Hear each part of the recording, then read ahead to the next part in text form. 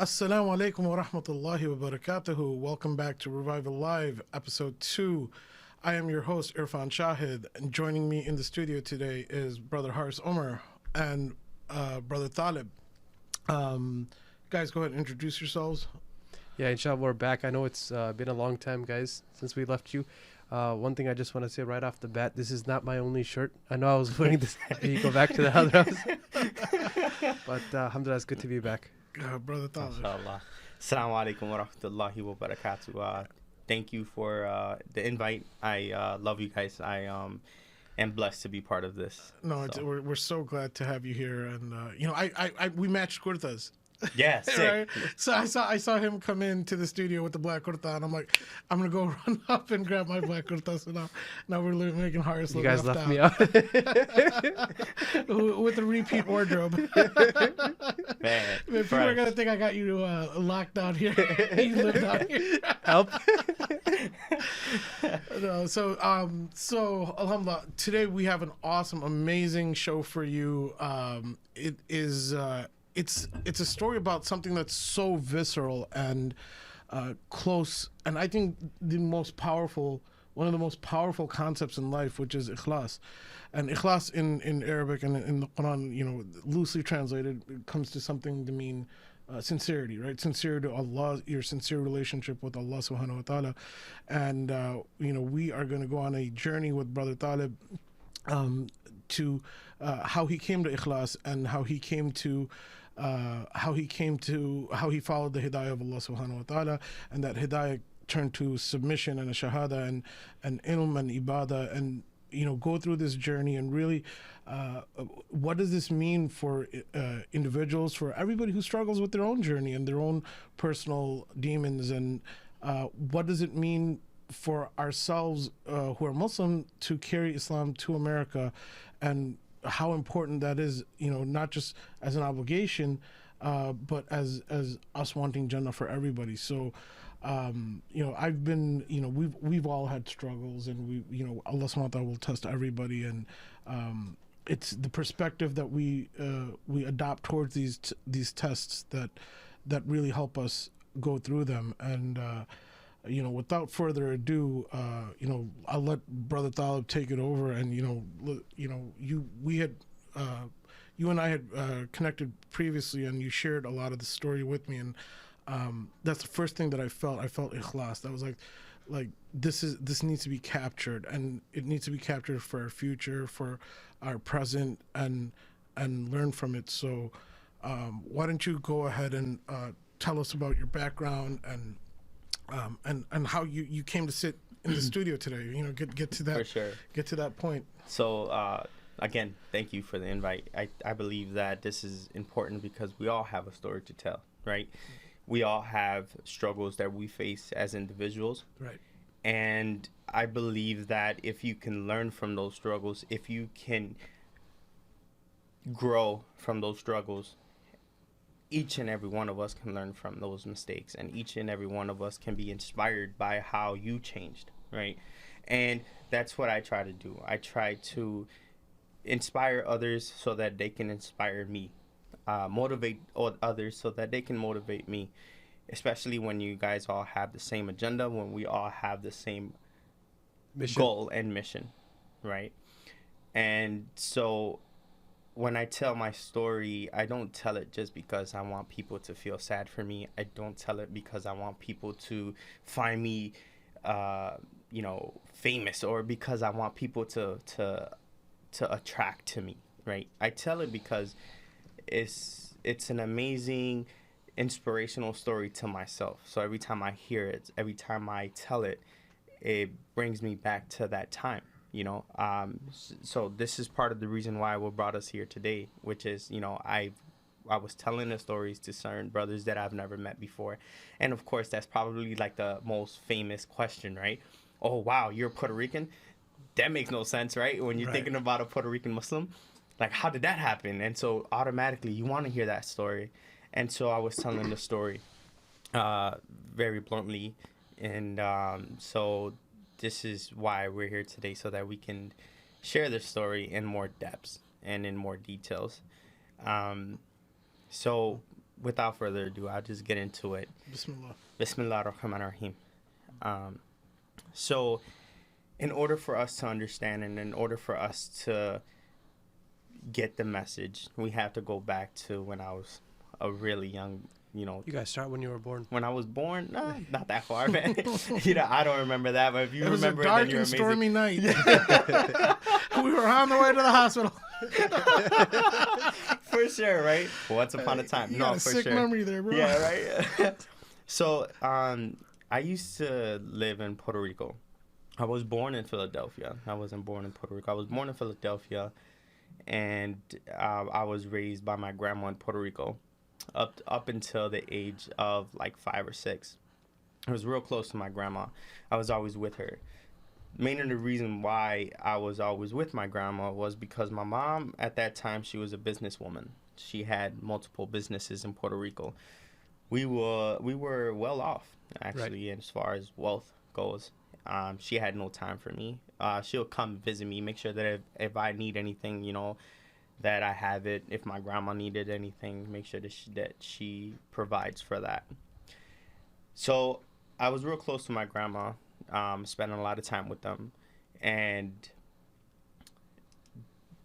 during those times when, my mom was focused on pure business, what happens is that when you're making some money, Right. A lot of people start to get jealous, right? And a lot of envy comes with that.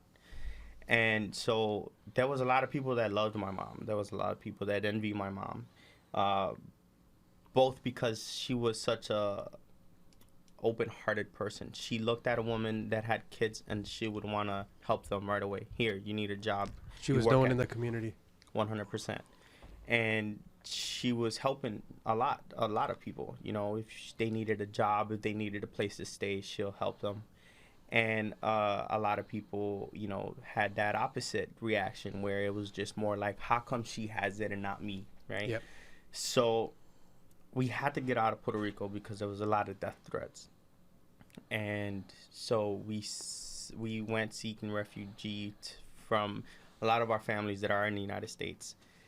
And we went to Boston, we went to New York, we went to New Jersey, we went to Philadelphia. We traveled so much seeking refuge within our family, right? A lot of these family members that I have, they have certain things because my mom helped them out, right? So it wasn't like, hey, I understand you work so hard for what you have, but can you help me, right? It wasn't that, nor was it, okay, it's time for you to pay back what I helped you with, right? Yep. It was just more like, hey, I have a son and we're in danger, basically, right? We need a place to stay. We can't go back to Puerto Rico. Right. And a lot of the family members that we asked for help, they denied us because they were, with the mindset of, well, if they can touch you in Puerto Rico, they can touch you here too. Right. We don't want anything to happen to us. Safety. Exactly. So they felt like their safety was compromised if they helped us in any way. The way I came about to coming to Chicago was after reaching out to certain family members. My mom had a little bit of money left, and we had this old school Impala. And so she said, wherever this money runs out and wherever our gas will take us to, it's where we're going to live. Right, we're just gonna go, and wherever it is that we're going to land is where we're gonna make our home. So you guys had like one gas tank left. Not necessarily. We still had a little bit of money left, but she was just going to spend that on gas. Okay. So wherever the money ran out and wherever that gas ran out, that's where you're gonna settle. Is where we were gonna settle. So we came from Boston, and we ran out of Chicago. Ironically, we ended up in Humboldt Park. We didn't know anything about Chicago. We don't have family here in Chicago. And we ended up in Humboldt Park. So for those who are not from Chicago and don't know or familiar with Humboldt Park, that is the most Puerto Rican area you can ever visit, right? There's nothing but Puerto Ricans. It's like another Devon when you're looking at it, right? It's like nothing but Daisies on Devon, right? So if you go to Humboldt Park, it's nothing but Puerto Ricans, And so we ended up there, and we got some help from that community. Right. There was shelters they took us in and stuff like that. But life wasn't the same anymore. It wasn't like, okay, I want this, mom, get it for me. It was more like, why is my mom crying? Right? At a young age, I had to realize that this was different. I cannot be a normal child. I cannot be, you know, uh, a normal 6-year-old to go outside and just play or to mess up the house like what all 6-year-olds do today, right? Right. I couldn't. I had to change my mindset. There was something that was installed in me that was looking at life differently at that moment. You felt like you had to grow up faster. Exactly. I had to, and it wasn't by choice. It was something that now is my survival, right? My mom is now depressed. My mom is now under medications. She's taken, everything to calm her down, to put her to sleep. So majority of the time she's just asleep. I wasn't. So can I ask, like, I mean, obviously it's a radical shift in lifestyle, right? Mhm. You're coming from Puerto Rico and now residing in U.S. and you said Chicago now. So how old were you at that time? I was like 6 years old at that You time. were about 6. So you Yes. lived almost 5 years in Puerto Rico. Almost. You were born in the U.S. and then you moved back to Puerto Rico, right? Yes. Okay. Can I ask? So far, you've told us obviously a lot about your mom, right? When it comes to your dad, is that come later in the story? That's a good question. So, yes. So I can get that out the way now. I've never met my dad, and it's ironic because my grandma that I grew up with, that I Yep. just mentioned, that's his mom. I'd never met my mom's mom, right, or her side of the family, Right. and I grew up with my dad's side of the family. Yeah. And my dad didn't want anything to do with me. So every time I would ask my grandma or my aunts or my cousins, that were older than me, like, hey, what's up with my dad? He's in the United States somewhere. We don't know. Although they would talk to him daily, right? But he didn't want anything to do with me. But it was different because I did not get emotional because of it. Right. I was like, okay, I moved on with life. I had my mom. My mom, provided everything she needed, and whatever I wanted, she provided for me. So it wasn't that I felt a need to ask that question often, right? Like, where is my dad? Why don't I have a father figure? Because everyone around me was there to replace him. So it wasn't a need. It wasn't a need until I got to Chicago. Yeah. And because now it's just, I have to take care of my mom, right? And I was enrolled in school. So you had the sense to take care of your mom at 6 years old. Yes. So SubhanAllah. the thing is that at 6 years old, I would be in first grade, right? I sometimes didn't go to school because I seen my mom so ill. That I would stay at home and cook for her. I would stay at home and try to make some soup, right? Trial and errors. Obviously, I wasn't a chef at 6, so I don't know how good it was. Yeah. But I knew that I knew how to make eggs, right? I seen this before. I seen my grandma cook plenty of times. So I would grab the electric stove that we had because we didn't have gas. So I would grab the electric stove, I put it on the floor, and I grab a little frying pan, and I grab the butter, and I put the butter in the pan, and I make some eggs for my mom. I make sure she eats because she was so ill. She was, emotionally gone, right? She was so out of it. And so at times I wouldn't be able to go to school because I wanted to take care of my mom. There was plenty of time where, DCFS would come knocking on the door, and I would have to clean up the house. It was a 1-bedroom apartment, with no furniture. The only thing I had was a mattress on the floor. That DCFS, for those that don't know. DCFS is I guess you can say, an organization that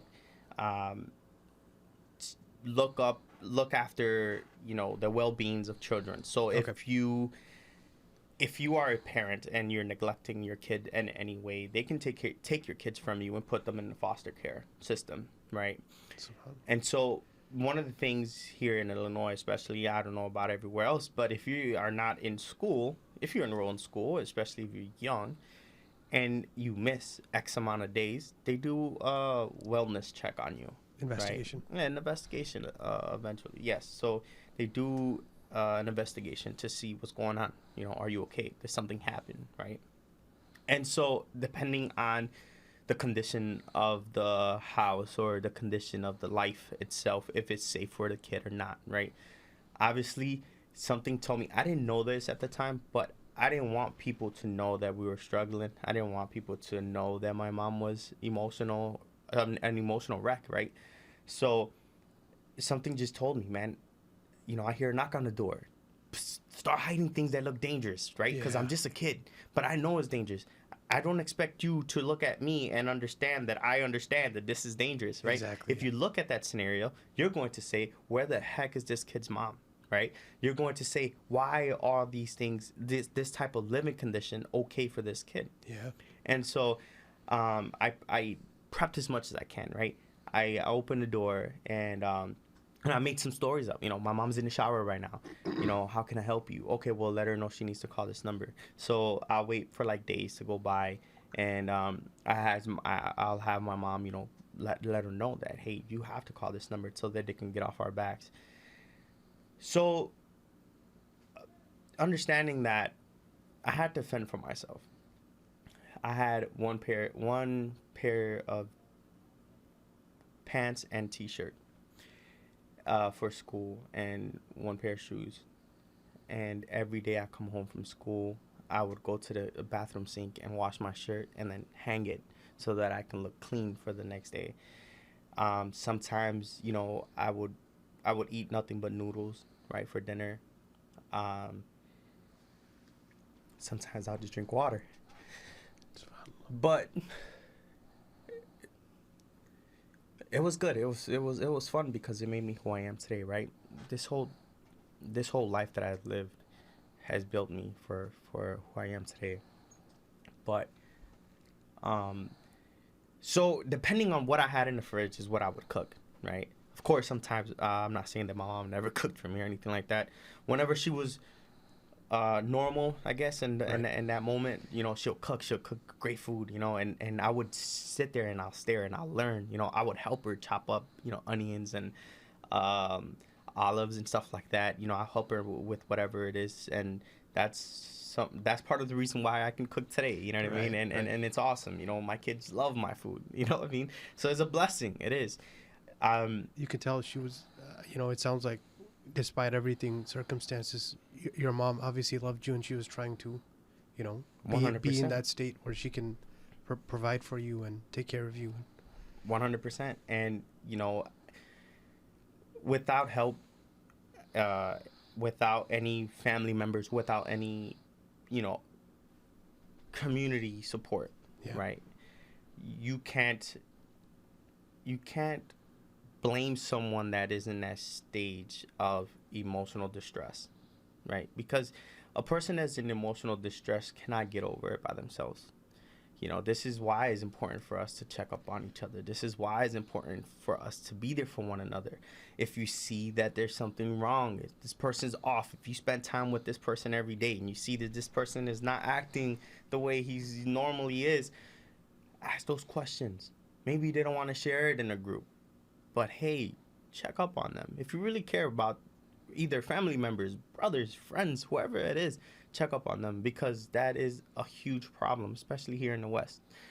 So anyways, to continue with the story, I had turned 7 at the time now, and this was my everyday life, right? But then it started to get to the point where the government would help you if you seek help, as far as in getting a link card, right? Food stamps. As far as in, being able to pay for the rent or Section 8. There's a lot of help here in Chicago. As long as you seek it, you can get it, But because my mom was always in her room, just stressed out and, things like that, she wouldn't keep up with certain appointments and stuff like that. So the income wasn't there. I didn't know at the time, I'm only 7, that, hey, man, get up. The government is helping. Why aren't you seeking for help? You know what I mean? I just felt like, okay, fine. We don't have no income. So one day I was walking out of school. I was walking home from school, and I seen this building that was under construction. No residents. It was just they were completely remodeling everything. and there were some gentlemen that were bringing down trash, and then you know how usually when there's a construction site, there's a huge dumpster right there in that construction site, and I seen these gentlemen bringing down a lot of garbage, and so I asked one of the gentlemen, "Hey, is this your company? Do you own this company?" He said, "No, the owner is here though. Would you like to talk to him?" I said, "Yes, please." Number one, it's weird when a 7-year-old is trying to seek for an owner, right? Or to even talk to you.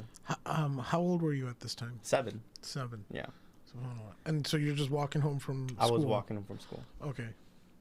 Yeah, so I asked to speak to the owner of that company, and he approached me, and he probably thought that I needed some directions or something, or that I was lost, right? When you look at a little kid by himself, hey, where are your parents? Exactly. That's Right? the first question. First question, hey, where are your parents, man? So he wanted to make sure I was okay, right? He's like, are you okay? Do you need anything? Where do you live? And I was like, hey, listen, man, before we start asking all these questions, I wanna ask you for a favor. Is there any way I can help you with your job? Can I work for you? He said, I cannot hire a 7-year-old, obviously, right? Cannot hire a little kid. You can get her here. I can get her in big trouble. I told him, well, listen, I understand that you have a job to do. I also understand that you have a timeline. I also understand that you're wasting a lot of manpower throwing away all that trash. I can take care of that. I can take care of the trash while your men continue to work. You saw the opportunity. Exactly. No, but subhanAllah, like, if you think about that, that's 7 years old, right? At 7. Here at 7 years old, when you think about that normally, right? Pokemon. The kid doesn't know. Don't know. Poke- Yeah, whatever, right? Pokemon, 100%. Whatever there is, but the point is, the kid doesn't even know how to talk to an adult, Definitely not. right? Let alone approach an adult and try to. Let alone approach an adult and see an opportunity, a business opportunity, an optimization opportunity. Just mind blown. When I heard this, my mind was blown. And somehow it's the power of instinct, right? It's the power For sure.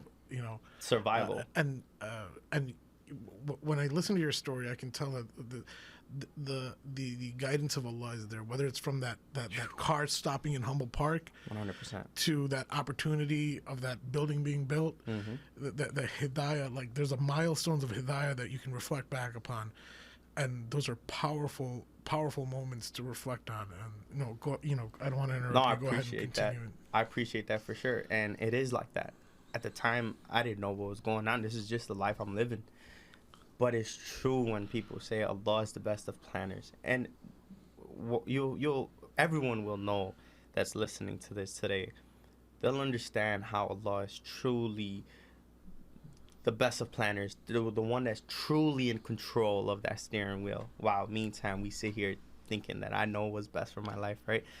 So at 7, I approached this construction company, and so I brought that idea to him. I made him start thinking. Mind you, I didn't have this knowledge, right? I didn't have previous information in terms of this is how you approach someone that, with a business, or this is how you're supposed to, present yourself, right? I didn't have any of this. All I knew is that I needed to take care of my mom. I needed to take care of myself. And I saw an opportunity and I took it. And so the young man looked at me and he knew right away, this is not a normal 7-year-old. You know what I mean? Right. This kid is not a kid. He's just a kid with his body. You know what I mean? But his mind is well old enough to start taking care of himself. So he asked me, why the urgency of wanting to work? He said, I told him, without sharing too much information, because, I don't know this guy. He can report me to DCFS. You know what I mean? So I told him that for the same reason why you work, to make money, to save up money. I want to go to school one day. But if I start now, I'll have enough money to enjoy life when I get older, right? He's like, I like that answer. He said, okay, you got it. Just only focus on the trash, though. I don't want you to get hurt. If anyone asks, you're my little nephew, right? Just come in here, throw away all the garbage. When you're done, I'll give you some money. And every day after school, I'll stop by. I'll throw on some shorts that I had, and with the same shoes that I wore for school. You know, I'll go inside, throw away drywall, throw away all this trash for the construction. That's part of the construction. Right, and keep in mind, this is sometimes heavy stuff that you're dealing with, 100%, of course. So it's just that element of, stepping up to the challenge, and Yeah. that's building. Yeah. So I also kept in mind too that I didn't want to show any struggles, because I didn't want anyone to say, man, maybe he shouldn't do this. If anything, the only thing that was in my mind was, I want to show them that I can do this and that I can be the best at it, right? You won't ever have to worry about trash when I'm around. I'm going to throw them away, and I'm going to make sure that you know that I'm valuable for you. Right. You couldn't show that weakness. Exactly. So, I did that, and the guy started giving me, at first it was like $150 a day, and then it went up to, here you go, 200, a day. And I was like, this is just a throwaway trash, right? And then I started asking questions, hey, what are you doing here? Why is this part empty? Well, we're gonna put drywall right here. Drywall, how do you do that? You want to learn how to do it? Okay, come on. What about painting, man? You guys got to paint this stuff, don't you? Yeah, but you can't just throw paint on it, right? So I started asking questions, and I started learning. And then as I got older, I started, just building my experience and my skill sets. And so that way I was able to go to 7-Eleven, buy noodles, I was able to go to a Tony's Fresh Market to, buy hamburger helpers, ground beef and stuff like that, and things that were easy to make, but also different, and instead of just me eating eggs for breakfast, lunch, and dinner, right? And so I was able to do these things because of that. And then I was able to, help my mom pay the electric bill. I was able to help my mom, around the house. And so slowly she started to understand that, okay, we got to do something. I got to do something. I can't just allow my son to just live his life like this, right? I was going to say, definitely your mom, moms notice things, right? When 100%. something's going on, for sure. Yeah. I mean, you understand that now as a parent, right? So she noticed, okay, what's going on here, right? We're not, for example, not just getting eggs anymore. Or I'm seeing a demeanor change, or maybe you're spending more time outside of the house, and right. So you're in fact, in a way, inspiring, right? Because you're taking that stand that a man has to take, and we're talking 7 years old, right? Yeah. A man has to take. Yeah, for sure. SubhanAllah. And so, my mom, started seeking help. We had Section 8. We had programs that gave us furniture, After a while, I'm like 9 or 10 at the time, finally got my own room, right, because of the government help, and got a bed, and it felt good. It felt somewhat normal now, right? And so we were living in a Section 8 apartment, and so this is how my life changed, honestly, besides the point of everything what I just went through. But my life started to change to the better when I had a knock on the door, and it was some gentlemen that knocked on my door, and they were inviting me to church. I grew up as a Christian, and they were inviting me to church, and obviously in my head I was like, I cannot go. In my head I'm like, I gotta work. In my head I was like, I gotta take care of my mom. But then now I'm also looking at it like, well, we're good right now. I am not as needed as before, right? Right now we're stable. Right now we're in a good place. I want to know what this church thing is like. Yeah. Well, what was like for lack of better terms, religiosity of your family at that time, right? I mean, could you tell us, obviously you grew up in Puerto Rico, your formative years, right? How was that society? Did that influence your upbringing? No, if anyone knows anything about the Puerto Rican culture, it's majority is Catholics, right? But no one practice it, right? We live our life, and then on Sundays we all go to church. You know, we ask for forgiveness, and Okay. then you know, as soon as we walk out the doors again, it's you know, it's time to turn up, time to party. You know what I mean? Right. And that's just the way it's been. It wasn't ever like, hey, you know, read this Bible. You know, it wasn't ever like, um, learn about your religion. It wasn't. It was just more like, I believe in God, you know, and I believe in Jesus. I believe in Mary, you know, but that's as far as it went. It Like a wasn't membership. exactly. It wasn't ever anything serious or anything important at the time. So when these gentlemen came knocking on my door and then invited me to their church, I just wanted something to do. I wanted to go somewhere, right? I wanted to travel. I wanted to do something. I didn't, you know, I was young. Since I've been in Chicago, all I've been doing is going to school and working, you know, and taking care of my mom. So it was more like, okay, fine, I'll go. I'll go to this thing called church, right? And so I went for a couple months, and the guy that came knocking on my door, um, you know, I became real close to him. He was such a great guy. You know, he would make sure that I ate. The more he got to know me, the more personal in my life he became. As far as in, okay, I see what's going on. You know, this kid does need help. You know, and he started realizing these things. So then, uh, what helped me and what comforted me was sports. You know, it was watching sports on TV, wanting to play, going to the playgrounds and playing basketball, um, joining the school team, and that's where I found my refuge. That's where I found my refuge was sports. Was able to release my stress on the court. Was able to, you know, for that 1 minute, forget about the reality of what was going on, and it was good. It felt good. So the young man that came knocking on my door and that invited me to this church, he said, "I want you to attend our school." Right. I said, "Okay." Where is this school at? Where is it located? He said he gave me all that information, and he was just like, "But it's a private school, so you have to pay for it." Okay, how much do I have to pay?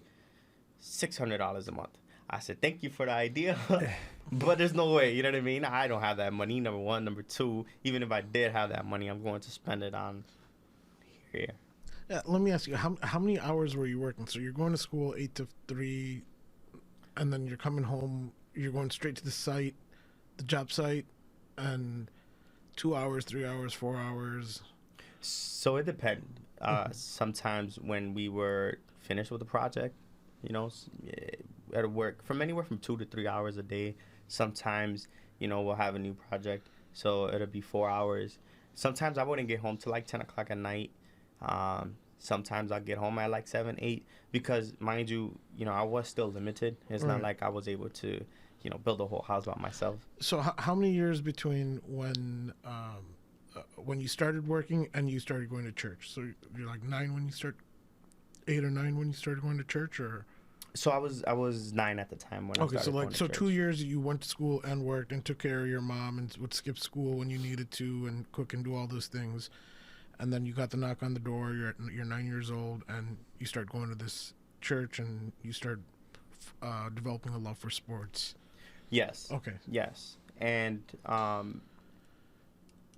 a love for sports, and then I started to love God a lot too, because at that time it was more like, God, you're changing my life, you know, you're helping me. And so the young man that invited me to go to the school, he said, "I'll pay for you to go to school. I just want you to go, give it a try. If you like it, I'll pay for it. If you don't like it, at least you tried it, right?" So I told him, "Deal, I'll do it." And what sold me was their basketball team. They had an amazing gym. You know, it was nice. It was clean. Mind you, I grew up in the city of Chicago, to a public Yeah. school where there's paint falling from the walls. You know what I mean? I don't know how school it is today. It's been a minute since I've been in school, but it was tough growing up in Chicago and going to the school there. Yeah. And I just remember, there was I before my family moved out to the suburbs, I went to public school in Chicago too, right? And it was so weird. There was always a fear of whether it was real or perceived that, for starters, they put elementary school kids in school with middle school kids, and at that time, when you're like a first grader, and you're looking at an eighth grader, looks like it's ginormous. And then they took the fourth and fifth grade kids and put them in a different building, and they called that the annex. I don't know if it was like that where you were at. Why would you separate the fourth and fifth grade? But not to detract from your story, but Yeah. it is, there's always this like gangsters or wannabe gangsters. There's always like that fear when you're walking to school. And mind you, we walk to school, which is weird. Second graders are just like bundling together, walking. Yeah, But not to distract, but you just reminded me of. I went to a predominantly white elementary school, and it was alhamdulillah, we had a nice Allah subhanahu wa ta'ala provided, but we got beat up every day, and we had our own challenges. It wasn't poverty, it wasn't parenting, and anything to that degree, but we had like a fear of getting beat up every single day. We would take different routes. We would cut through people's backyards, people with dogs, and these are all like traumas that would just build up, and they impact kids, and they impacted us certainly, with a certain psychological mindset that you're on the defensive, you're living life through your survival instinct, and it builds you to be a stronger person later. But and we'll get to all this. Even though my background might be completely different, but there's like elements I can relate to, and I can sympathize with. It wasn't the fear of eating, but it was like the fear of getting your face smashed in every day after school. It was like a group of 4 or 5 bullies that would and For sure. different challenges and different tests, and but. And like I mentioned before, we all have a story, right? We can all learn from our own struggles. Everything we faced growing up, there's no one alive that grew up without going through some type of pain, right? That's just what Allah subhanahu wa ta'ala has in store for us. It's a give me. So yeah, I get both of you guys. I get, from what it reminded you of or the struggles you faced. We all face it, some worse than others. I had to face that challenge as well. I grew up in the most ghetto part of Chicago. What was saving me was the gang members that was in that area. They seen me come in. They knew me. They see that there's this little kid that lives with his mom, and he's taking care of her. So every time I come outside, hey, what's up, man? Do you need anything? Y'all good? You okay? Oh, subhanAllah. And so, I'll be coming home from school, and it was such a norm that I'll be walking home from school or from work that they'll be shooting each other from across the street.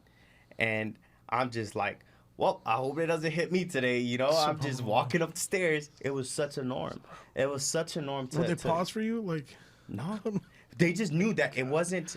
Back in the day, it wasn't like shooting with their eyes closed or drive-by shooting. You know what I mean? If they had a problem, they're going to direct it to that person.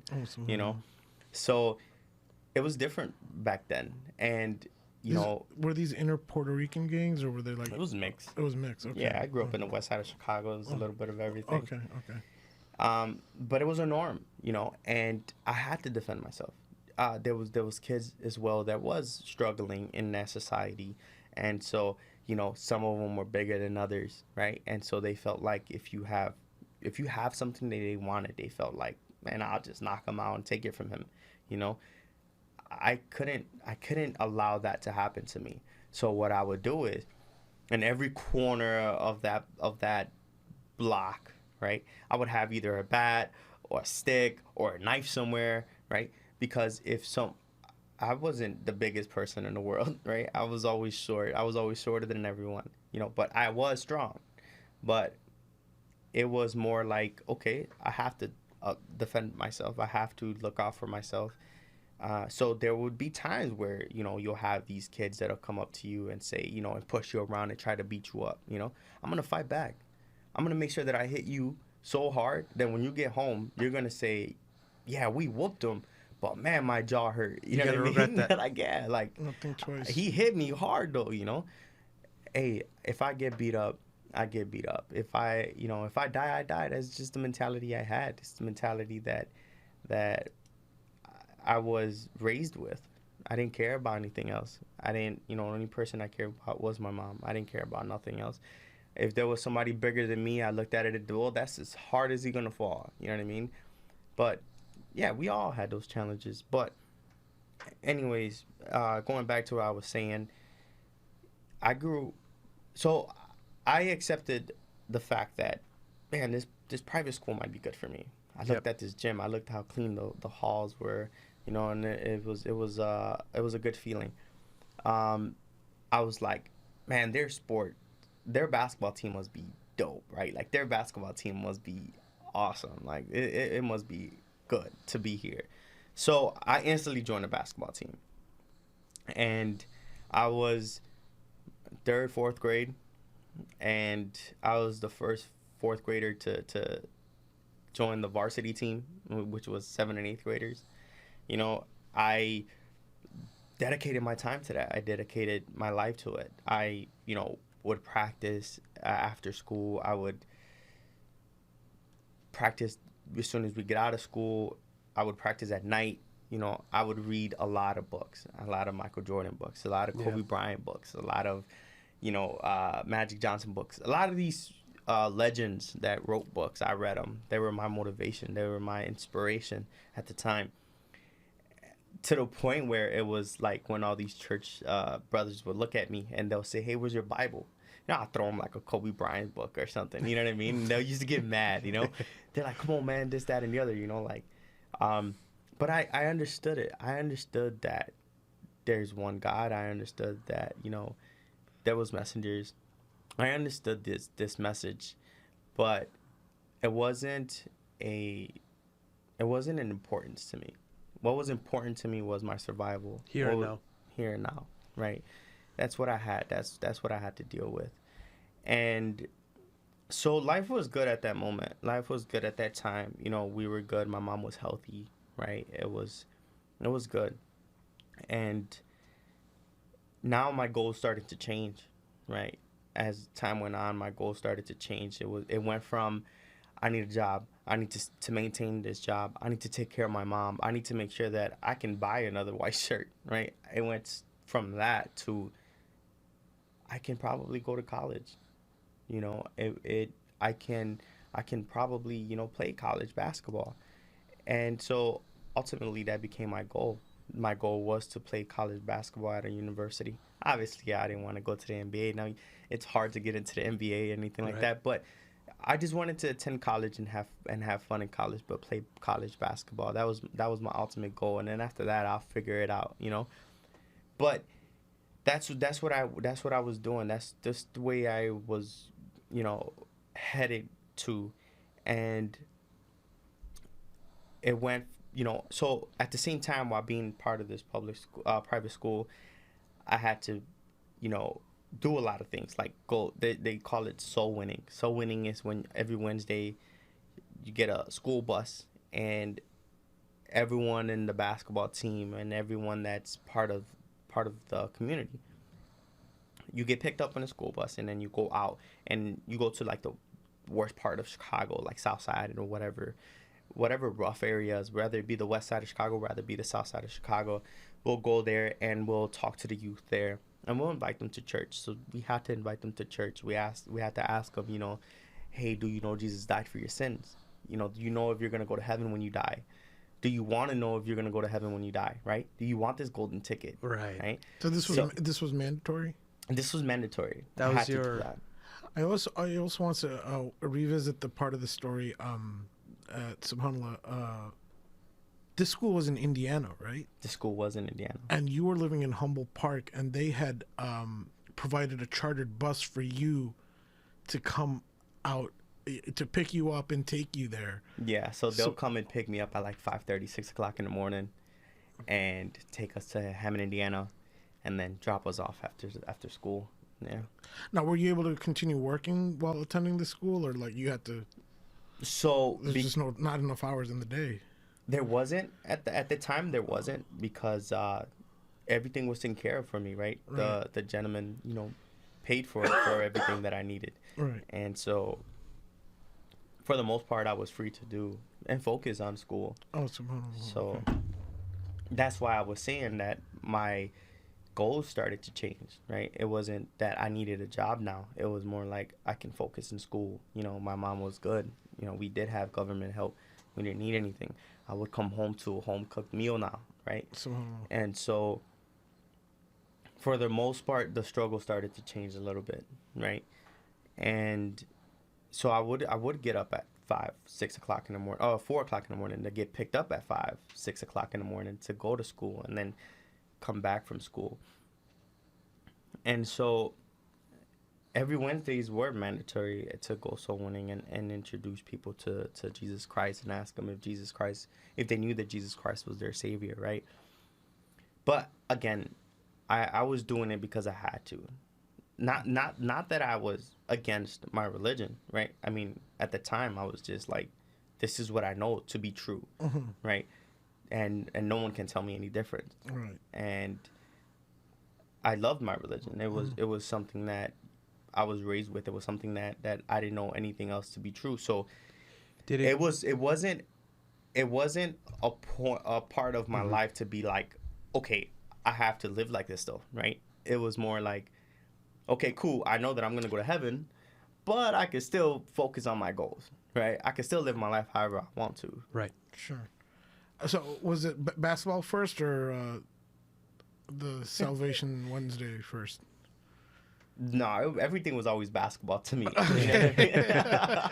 Everything was always basketball. Everything. Even if I was in, church and listening to the sermon, I'll be talking to my friends about the game that just happened. You know what I mean? Mm-hmm. And so I just focused so much in basketball just because I think it was more therapeutic to me.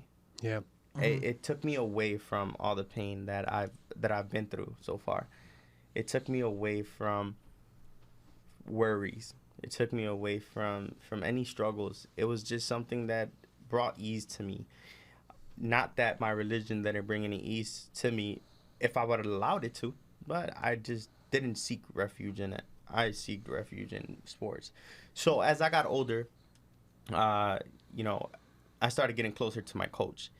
And so we ended up moving to Indiana, and I was able to get the keys to the gym. So instead of waking up at 5 o'clock in the morning to wait for the bus, now I get to go to the gym. You know what I mean?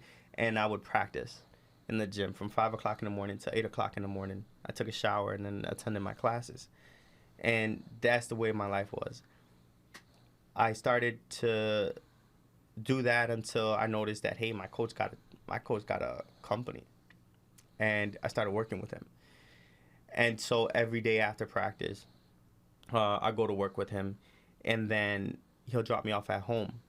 So that became my lifestyle now. I would go to school.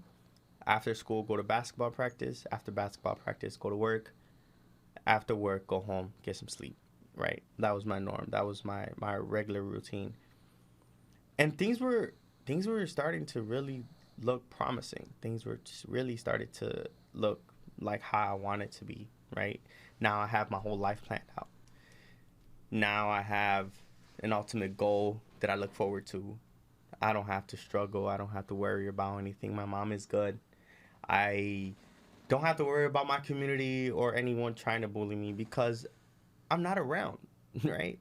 And so we started playing a lot of basketball, and it became an all year round thing. And so we were playing tournaments, and majority of the time we were always out of town playing tournaments. So I was rarely in school. But because I was part of the basketball team, I would get straight A's, and I was just like, I don't know how this is happening, but this is awesome. You know what I mean? Automatic straight A's. Automatic straight A's, man. And it was good. I didn't have no homework, you know, because what time do I have, right? If I have to go basketball practice Right. and I have to focus on my game, you know, but it was good, you know. It was easy. So if I wasn't in basketball practice, we had camps, right? We had school camp, we had basketball camp, we had any type of camp you can name it. We were there, and it wasn't like a local camping area either. Sometimes we'll go to Minnesota, sometimes we'll go to Ohio, and just travel. And so that's the way my life was until my junior year of high school. And at this time, you know, not to brag, but I became a really good basketball player. I can And imagine with all that time and dedication. for sure, 100%. And I became a really good basketball player, and I really did think that I would make it to get a scholarship and play for a university. And with that brings what? Fame, right? In your community or in your little town, right? Young people start to look up to you, right?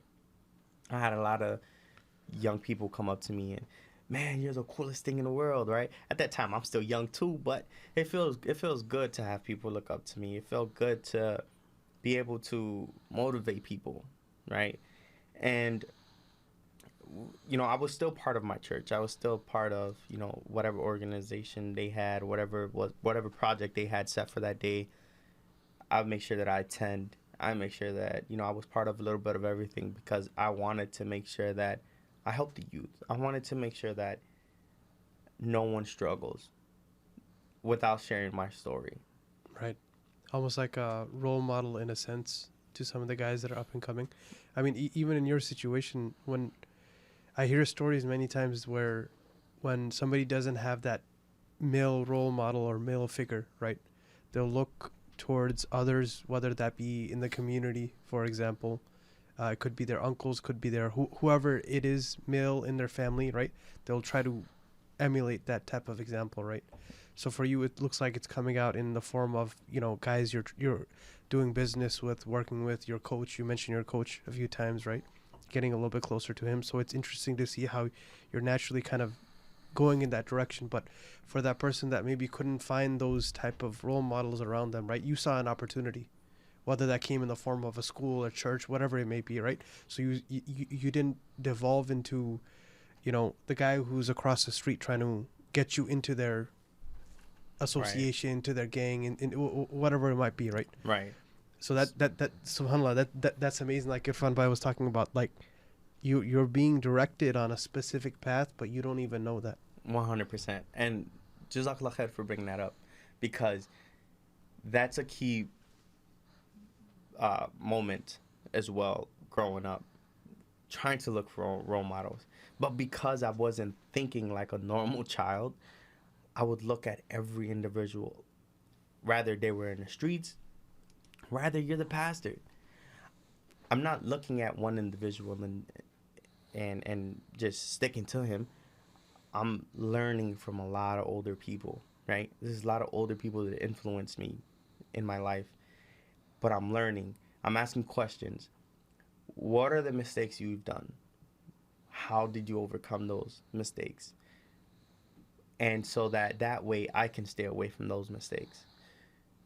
So while, yes, my surroundings were around guns and gangs, right? I learned from their mistakes.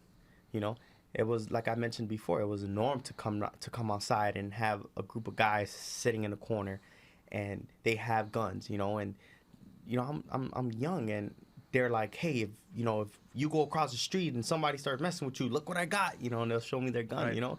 It's like, I got your back, you know, and I got you. Nothing's gonna happen to you. I was like, all right, man, thanks, you know, carry on. You know what I mean? I was like, I don't need it, but hey, good looking, you know. Or rather, is the pastor, right? What are you doing right and what are you doing wrong? Without me asking you, I'm looking at what you're doing right. What are you doing wrong? What can I learn from you? What can I throw away? You're And observing. exactly, I observed a lot. I was quiet and extremely observant because I had to be. Mm-hmm. I had to learn. I had to grow up fast. I didn't have a normal mindset where I could just go outside and play with my toys. You couldn't. I couldn't. I wouldn't be able to survive, right? So I did learn a lot from my coach. I learned a lot from my youth pastor. I learned a lot from, my surroundings and my society. Because I didn't have that role model. There was no one there to teach me right from wrong. There was no one there to teach me what's a man, what's a real man, right? A real man takes care of his family. When did I start taking care of my family, right? It was something that I had to obtain, and I had to learn from my environment. I had to learn from other people's mistakes, and I had to learn what was good and what was bad for me. And with all that being said, now I had to think about what's going to define me, what's going to make me who I am, right? And from everything that I've gathered, filter it, implement it in my life, and now I am who I am, right? Growing up, I had to fend for myself, right? There was times where my mom would go out drinking, and she'll bring random guys to the house, and they're all drunk, right? And they'll try to beat her. So guess what I did? I started sleeping with a bat under my bed. Next time a person puts his hand on my mom, I'm going to whoop him. 9, 10 years old, 11 years old at the time. Yeah. I'm whooping on grown men. It helped that they were drunk as heck, and so they didn't know what to do besides get hit. But this is what I had to do. So number one, fend for myself. Security. Who's going to provide security for me? Me, right? What's good for me? Where do I see myself, next week, next month, in 10 years? Where do I see myself? What do I want to do? What do I want to be? I had to implement that to myself. Usually, you'll have friends ask you this. Usually, you'll have mentors bring this idea up so that you can ponder on it, right? So that you can start thinking, yeah, this is where I want to be. Yeah, you know what? I should start planning now since I'm young about my future. I didn't have that. I implemented that idea on my own. Astaghfirullah. Allah implemented this, right? Because I wouldn't be who I am today if it wasn't for Allah to mold my brain into what it is right now. So because Allah subhanahu wa ta'ala allowed me to think like this and gave me the brain that I have, the courage that I have today, it's what I am today. And alhamdulillah for it. I'm not ashamed of anything. If I can go back through life again, I wouldn't change anything. Nothing. Because I refuse to grow up and become a definition that is implemented for me. I want to be a man based on my definition, right? And so, yes, it's very important to understand that there weren't any role models in my life specifically, right? It wasn't one individual. It was multiple of individuals. It was everyone, whether you were young or old. I hung around with a lot of older people just because I wanted to learn from their mistakes. And I don't know if we're like this today. I know I am sometimes when I'm talking to someone younger. I was like, hey, man, don't do this, And so a lot of older people are instantly ready to share their experience, right? And to be tell like, you, Uncle Talib. Yeah, for sure. No, but that's amazing too, because what happens is that you notice right away when you see a kid. This came to my mind recently. We do youth programs sometimes, right? Yes. And it came to my mind right away. I can tell, has this kid, I should say young man, spent time only with people his own age? I can tell that. Based on their demeanor, based on their disposition, how they behave, how they act with people around them. Do they have discipline? Can they listen? Can they take orders? In the sense that obviously, right, they respect and they can deal with others and they can talk with others, right? For sure. And right away you can tell, okay, this person's only spent time with people that are their own age, versus this person, okay, I can tell he spends a lot of time with people that are even older than him. Mm-hmm. Right? So that's amazing, because that affects your development over time too. 100%. No, the question I ask is, so your goal was to go hoop in college. Mm-hmm. You want to play ball in college. Now, when you're looking, engaging, and observing these role models, are you engaging them with like the lens, the perspective that how can this person help me get to college, or are you trying to see, should I have different goals in life? You know, where's your perspective at when you're observing? Yes, so depending on who I was looking at the moment, right? Everything was filtered under the lens of, can I implement that in my sports career, right? Can I implement that in my goal or in my path to what I want to do, right? Like, for example, if I seen someone that was a businessman, hey, how many times did it take you to become successful? Okay, so not giving up. I won't give up in basketball. Next, you know what I mean? So everything was with those, with that lens or with that filter to see, okay, how is this going to help me succeed in going to where I want to go to? So you had a very long list of do's and don'ts. So yes. And so yeah, I don't think even like 40-year-olds think this way. right. you know, so that experience and when you have to survive, that's just the carnal nature of man, and you have to be driven by your instincts, and there's like a do or die mentality. Like you're constantly creating milestones in your head. Like, okay, if I do these things, I'll definitely get to this level. But if I do these, additional things, I'll get to a higher level. And if I do X, Y, Z, I'll get to where I actually want to be. And definitely stay away from this. That's, so are you now? The staying away part is also hard, especially like when you have all the freedom, because you're like a young man essentially, right? And for sure, you can have all the fitna and the fahisha that's surrounding the stardom and all that. So are you gauging that as angle as well? Like, you don't need to get into specifics, but I won't get into specifics. But yes, when you don't have a proper guidance when it comes to the do's and don'ts, you don't know if what you're doing is bad, right? You don't know if what you're doing you're not supposed to be doing. Obviously, like, the church would tell you, not to do certain things, right? But then they will also tell me, don't sit next to a female. And then I would think about it like, okay, so you want me to be gay. You know what I mean? Like, I want to sit next to a female. I'm attracted to her. You know what I mean? So it wasn't like I had a blueprint of do's and don'ts. Some of my life was trials and errors. I did have to try certain things. And I also had to learn from those errors, like, how can this mess me up, right? For instance, I did drink, right? I tried it. Of course I tried it. It was a normal thing to do. But then I started to realize, if I do that, is that going to stop me from my basketball career? Is this going to hold me down? Heck yeah, it will.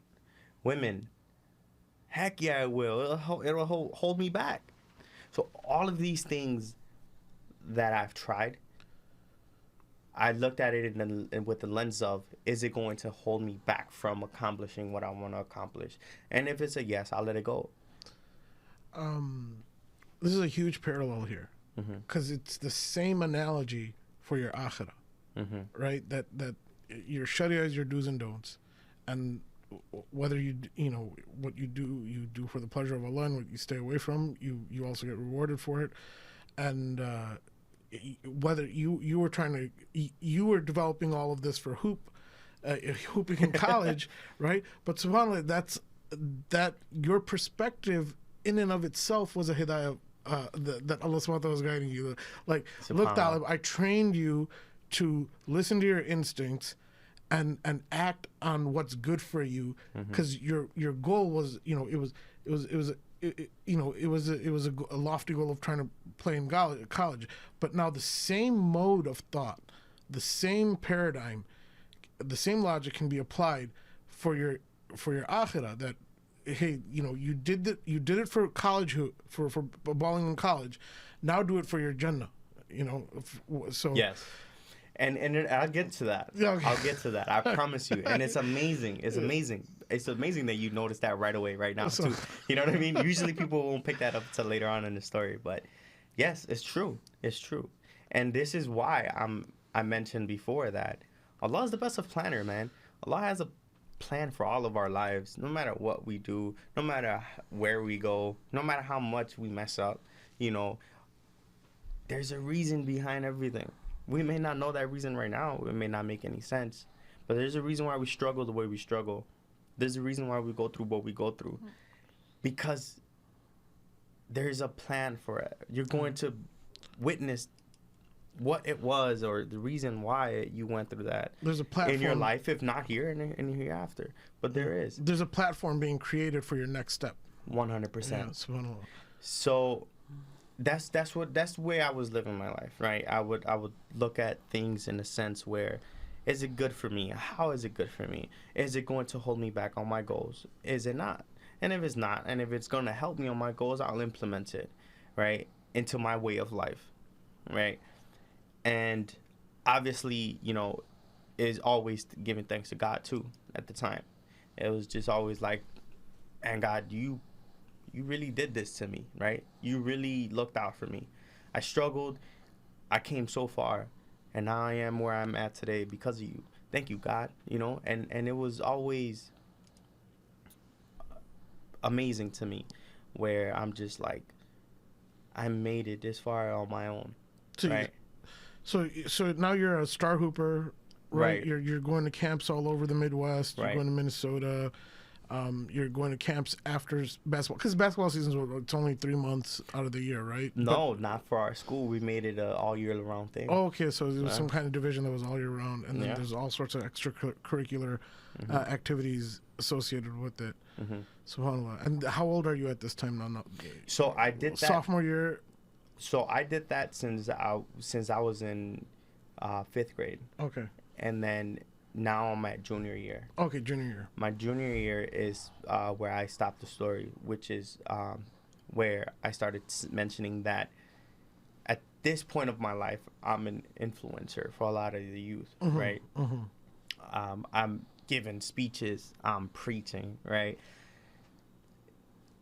But my message was always the same in a sense, where it's just like, focus on what you want to become. Focus at your goal. If you don't have a goal, create it. Focus on that. Strive for it. Become successful. Don't allow these streets to eat you. Don't allow this life to mold you in a way where it wants to mold you. Life is supposed to hurt, right? And so this was my message to the youth always. It wasn't like, man, make sure that, you carry your Bible and read your Bible. Not that I was opposed to it, right? But that wasn't my message. My message was based on my lifestyle, based off my experience. And so a lot of the older pastors and influencers, admire that and looked at it as a opportunity. And so now I come to my junior year. And at junior year in high school is where you start to apply to colleges, right? We finally got invited to a tournament, which was one of the biggest tournaments in Illinois, where a lot of the recruiters from different universities will attend this tournament. This was the first time that our school got invited to it, and I look forward to it. I put every application on hold before I started applying to different colleges, because I wanted to make sure that I perform in front of these people, and whoever is willing to give me a shot is who I want to go to, right? So that's what I was focusing on, and I was excited. My coach was excited, and the church had a different perspective. The church had a different outcome or a different vision for me, right? What did they want? They wanted me to become a pastor. They wanted me to become a youth pastor. They also had a college that they owned, they ran. It was accredited college, but it was more for once you become a pastor, you get put somewhere. They'll either pay for a church, or if there's a church already running, they'll put you over there so you can run it, right? So this is what they built there. It's like a program. It's a college, but they prepare you to become a pastor. Okay. Right? And so then that way, once you graduate and you're knowledgeable, then they'll place you somewhere. They wanted me here. They wanted me in Chicagoland area. They wanted me to focus on the society that I've grown up with, the society that's gotten to know me. And they wanted me to become a pastor, a youth pastor, so that I can, participate with this church already. And they've grown at this time. So they're grooming you with an ulterior agenda, with the ulterior motives, and are you aware of that? Yes, they bluntly told me. So this is where I was gonna get to now. I had a meeting because now the tournament date is coming up, and I had a meeting with the superintendent, the youth pastor, and the pastor of the church, and they sat me down and said, we noticed that you haven't applied to any colleges yet, nor have you committed to our college. What's going on? And I told them my goal, right? I want to go play college basketball at a university. And they were like, well, I believe the best path for you is to, join our college and become a youth pastor. You're an influencer here. Everyone loves you. You can change lives here. Focus on the bigger picture, right? And I was like, no, thank you. Thank you for the advice, though. I appreciate it, right? I never had someone tell me what to do. I never had someone tell me no, right? It was just, different for me now. The structure. Yeah. It was just no, right? Who? What? Who are you again, right? It was so it was more like, we know what's best for you. This is what's best for you. So this is what you should do. I kindly declined it, right? I didn't want to. So I told them I'd rather stick with my path. I'd rather stick with where I'm heading. I want to accomplish my goal. And then after that, we'll see where I go, right? We'll see what my next goal is once I accomplish my goal. They didn't like that answer, right? I left the room. I left the office. I went back to school, went back to work. And so this one day specifically, I was coming home from work with my coach, and we noticed that the youth pastor, the superintendent, vehicles was in front of my house. My coach was like, what are they doing here? I was like, I don't know. I'm going to go find out, though, right? I opened the door to my house. Mind you, at this time, I'm also paying for this house in Indiana. And my mom does have government help and stuff like that, because obviously I wouldn't be able to cover everything on my own. But we're living pretty good at this time, right? Everyone's happy. My mom's going to church. My mom's changed her life. She's found peace, right? And so I open the door to my house, and I see my mom sitting on a table with the two individuals, and my mom is crying. And I'm like, what the heck is going on here, right? And they stood up when they saw me, and they're like, we had to tell your mom the truth. I'm like, the truth about what? We had to tell her that you've been hanging around with the wrong crowd, and that you've been doing drugs, and that our college is going to make sure that you don't go down that path. Wow. And I was so pissed, right? I was so mad. I told them, listen, before I react a certain way, or before I say things that I, do mean, but I don't mean them right now, right? I would kindly ask you to leave my house. They were like, you can't kick us out of your, this ain't your house. You can't kick us out of here. This is your mom's house. I was like, correction.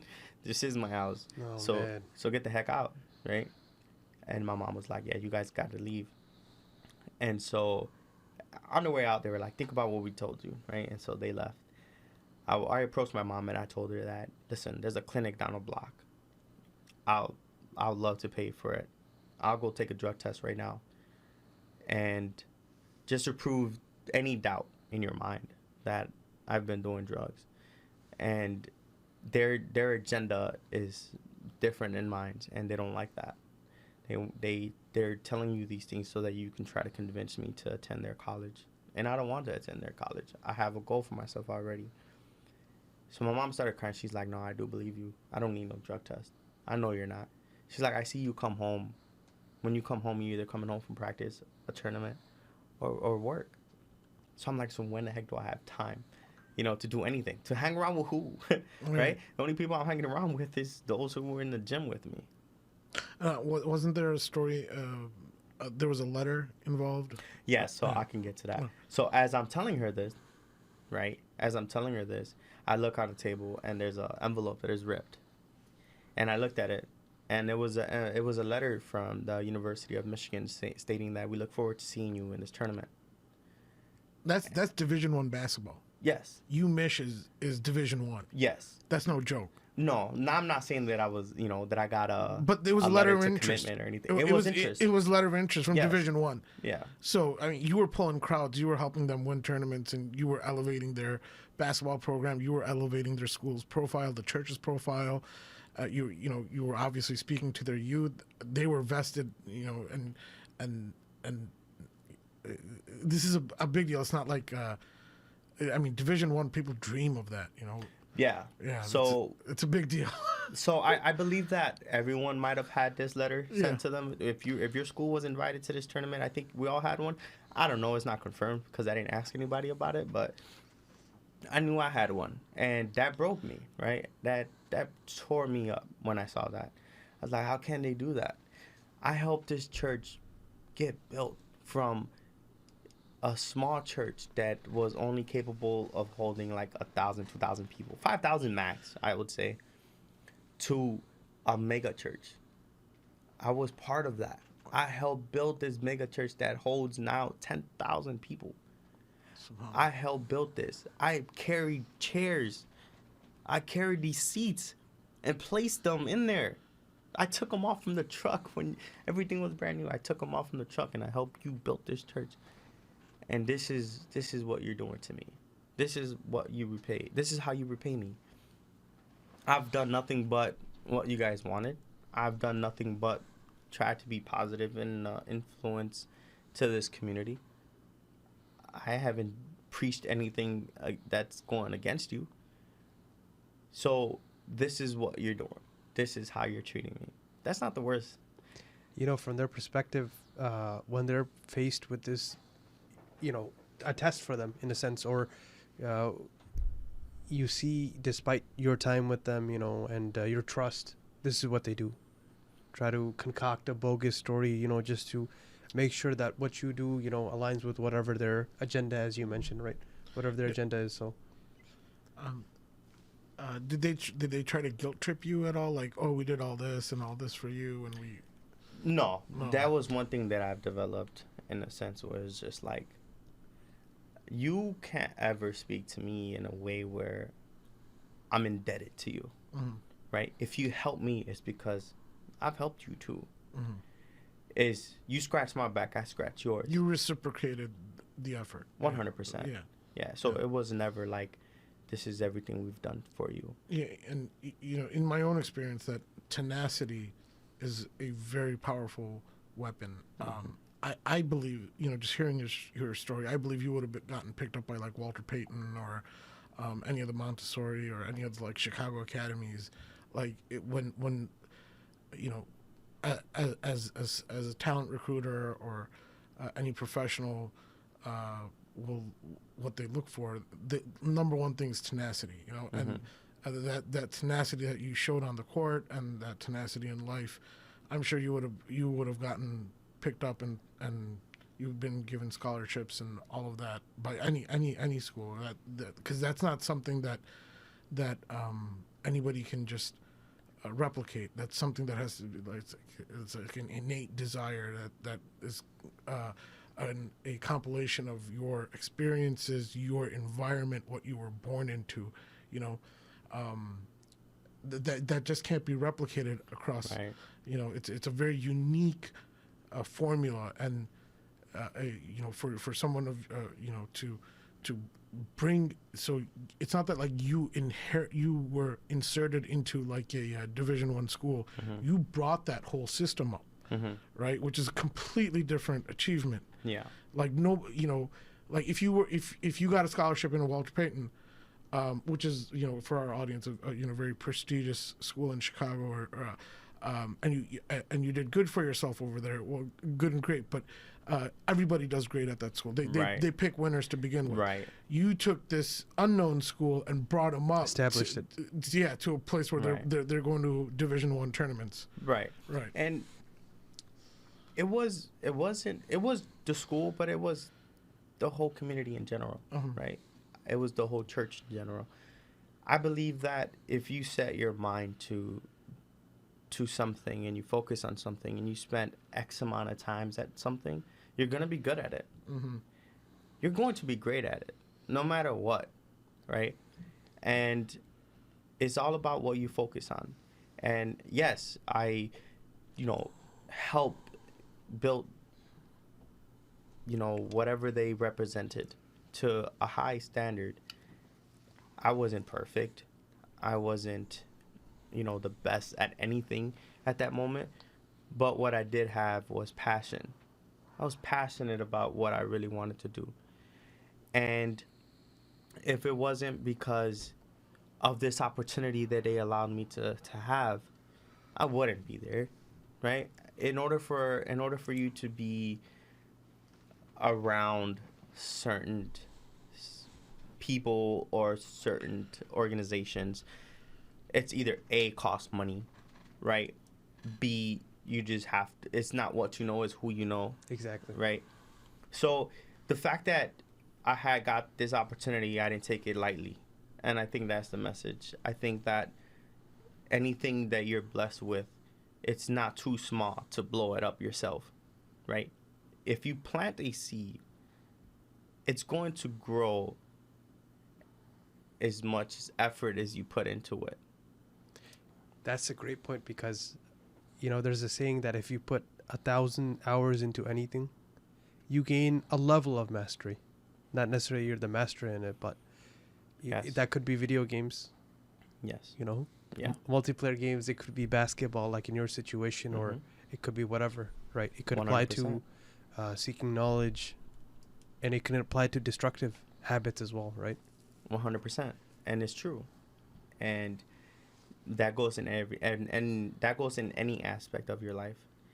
And so, as I did all of this for this community, for this church, for this school, yes, they've done a lot for me, but now the injustice is starting to kick in, right? Now you're being a little bit too greedy. Now you're just trying to control my life. At this point, now you believe that just because the opportunity that was presented to me, you believe now that my life is in your hands and that my destiny is going to be whatever you desire, which is hilarious to me. I grew up fending for myself. I grew up wanting something and accomplishing what I want. And now, you're sitting here being ungrateful, right? Because, yes, I'm grateful to the opportunities and the blessings that were presented while I was involved with all of this. But at the same time, it's not like I was just like sitting there saying, gimme, gimme, gimme, gimme, gimme. I was still being productive. I was still giving back, right? Utilizing my skills, utilizing the tools that was provided to me for the good of everyone. Yes, I benefited from it, but everyone did. And so now I see this letter that's ripped up, and I'm pissed now, right? I called my coach right away and let him know what happened. Right. And he got upset. He got upset with me, but he's limited too, right? There's only so much he could do. His time for coaching and stuff like that is volunteer, although, they give him a little something. But majority of it was just volunteer. It was just because he wanted to. And because of the relationship that he's built with us that kept him around for X amount of years. And so I had a meeting the next morning during school with the youth pastor, superintendent. And I let them know that I was upset. I questioned them. You know, why are you guys doing this? What's so hard? I couldn't comprehend. What was so difficult for you to understand that, man? I just want to be able to see, just to see it, just to see if there's an opportunity for me. I'm not guaranteed that. I'm not sitting here saying that there's a university that wants me to play for them. I just want to see if that door presents itself. And you're trying to make sure that this door has no shot of even presenting itself. You just want me to commit to you right now. And so they bluntly said yes. If you don't sign now with us today, then you won't go to the tournament. So I was like, okay, this is not logical right now, right? This is really happening to me. This is... You couldn't believe it. No, because everything I've built up to this point, everything I worked hard for, everything I strived for, it's now starting to crumble in front of me, right? My whole life has been that. And now it's just like, where do I go from here? What do I do now? And so I left. I said, you know what? Do whatever you want.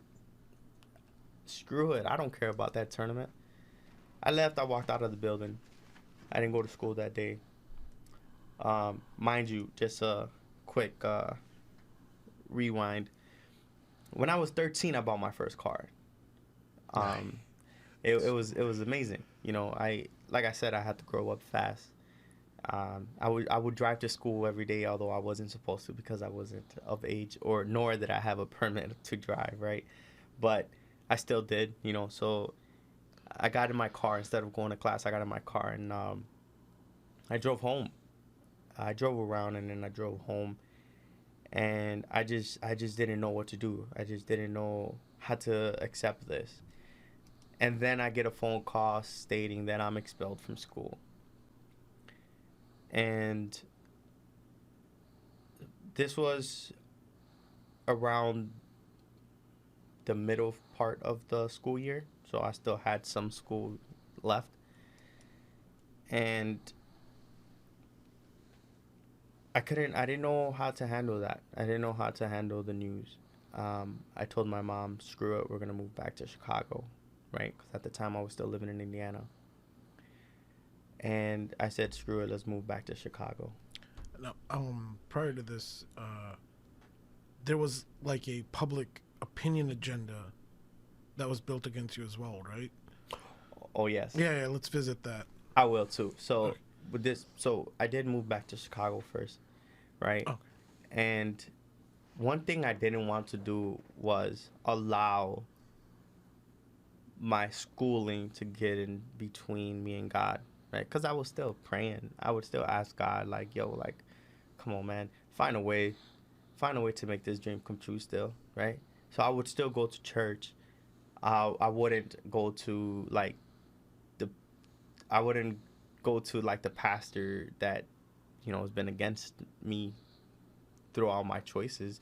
But I'll still go and I'll still listen. I'll still go and I'll still try to see if there's a message that God wants to give me to motivate me, to make sure that I understand that everything will be okay. And so I did still go. I did still attend. But instead of making me feel better, I would get these messages like, so the pastors would preach in front of thousands of people, right? And as soon as I made eye contact with them, you know, they'll say, I saw this person standing on the street. He shall not be named. Yeah, so I saw this person standing on the street and hanging around with the wrong crowd. I'm not going to say his name, and then they'll say my name. I prayed right there that Jesus kills you, that you get shot right then and then on the spot. I pray to him every day that this happens to you, because you left a great opportunity to go. 15-year-old. So 15, 16 years old at this time. Subhanallah, that's disgusting. And so I was like, I took it and I laughed, right?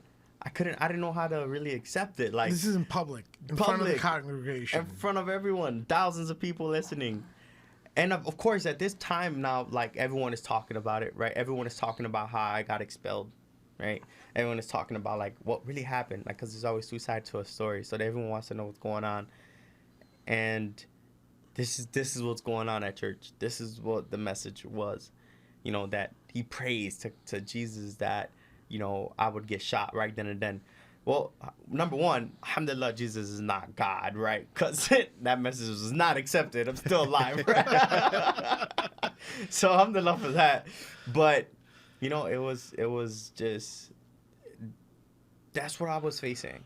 That's what the message was every time I would go to church. So now, looking at it and now telling myself, okay, here comes another Sunday. Do I want to go? For what? There's nothing positive that's going to come out of this. I'm just going to keep hearing the same thing. That shifted so quickly on you. 1,000%. And that was a safe space for you, in a sense, right?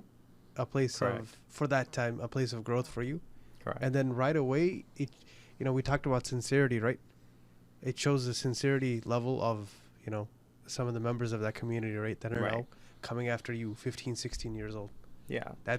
That's unbelievable. And please don't misunderstand for those, who are listening to this. I'm not saying that, everyone is like this. That there's everyone out here is not genuine. Because there's truly people that do care for you and do want you to strive for your goals. And there's, non-Muslims out there that want to help you in any way to accomplish your goals. There's just different goals than ours, but they won't ever stop you from trying to accomplish what you want to accomplish. It was just those individuals that weren't genuine, that wanted to hurt you because they looked at it like you hurt them, or that they've done so much for you that now you're just backing up away from the whole plan. Ungrateful, That they're owed Exactly. something. Yep. Right. entitled. Yeah. So did people buy the story, or did they buy the narrative of the pastor, or? no, everyone. So obviously, right, if I'm known, right, so they'll come up to me and they're like, "Hey, man, what's going on? What you been up to?" Me knowing that you just want to know if I've been hanging around with like gangbangers, you know what I mean? Like, I know where this is going, but I've been trying to hold on. I've been trying to find myself, or trying to understand this whole scenario. Like, why did I just get kicked out of school? Why did I just, get held back from everything that I just tried to accomplish? If you can do me a favor, go talk to him and ask him, why is it that he's praying for that? Instead of, if someone's in need, right? If someone is really falling away from God, and someone is falling away from the message, or from the main goal, if you see someone that's falling away from that, wouldn't you go up to them and ask them, "Hey, man, how can I help you bring you back?" Right? You're fading away from God. How can I help you bring you back? If I'm a pastor, if I'm an influencer, right? If I'm a person that's been looked up to, isn't it my job to make sure that if you're going through something, to make sure that I have helped you? If have I tried to help you, right? Ask him if you've done that. Why didn't he get out? Why didn't he get out the car when he seen me hanging around with these people and asked "Hey, man, get in the car. Let me take you away from here," right?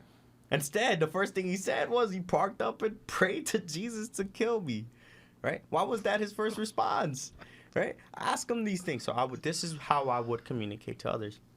And so now, obviously, it started to become, like this every Sunday. And so now I didn't want to hear it no more. So now I started to have this anger to God. I was so pissed at God.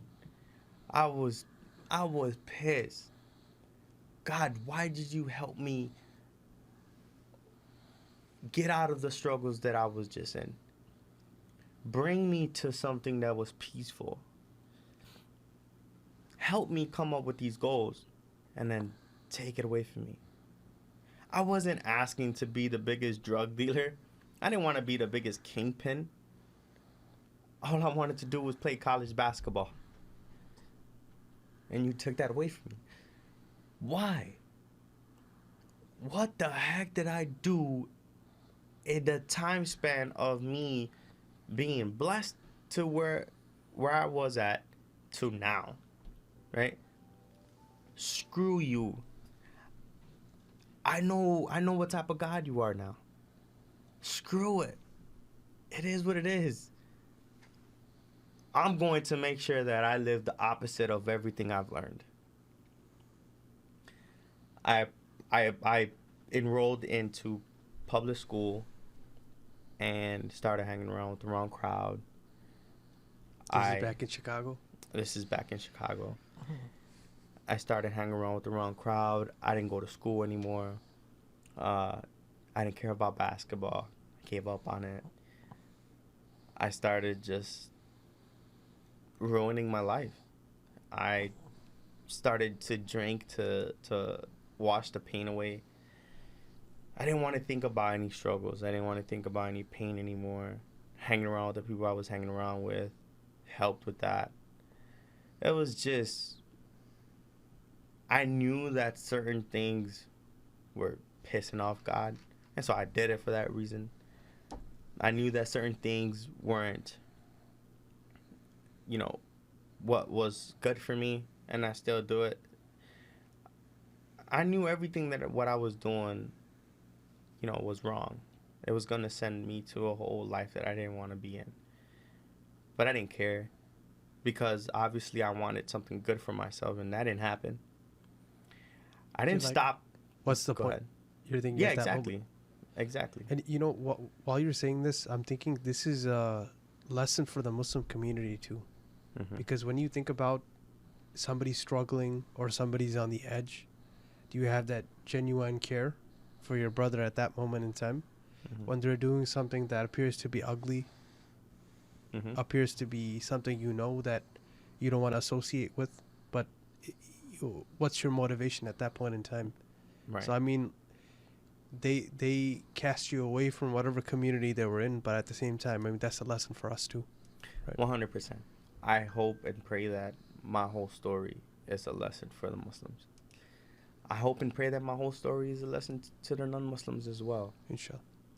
But majority of my purpose and my intention of being here today, sharing this, is so that the youth, so that my Muslim brothers, so that my Muslim sisters are listening to this and are inspired and understand that in every aspect of our lives, right, we go through things, but there's a purpose. But as long as we have patience, we will persevere, right? Quran says with every hardship comes ease, right?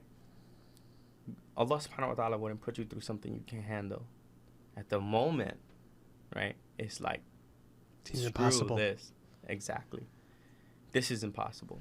But you know what's interesting about what you just said?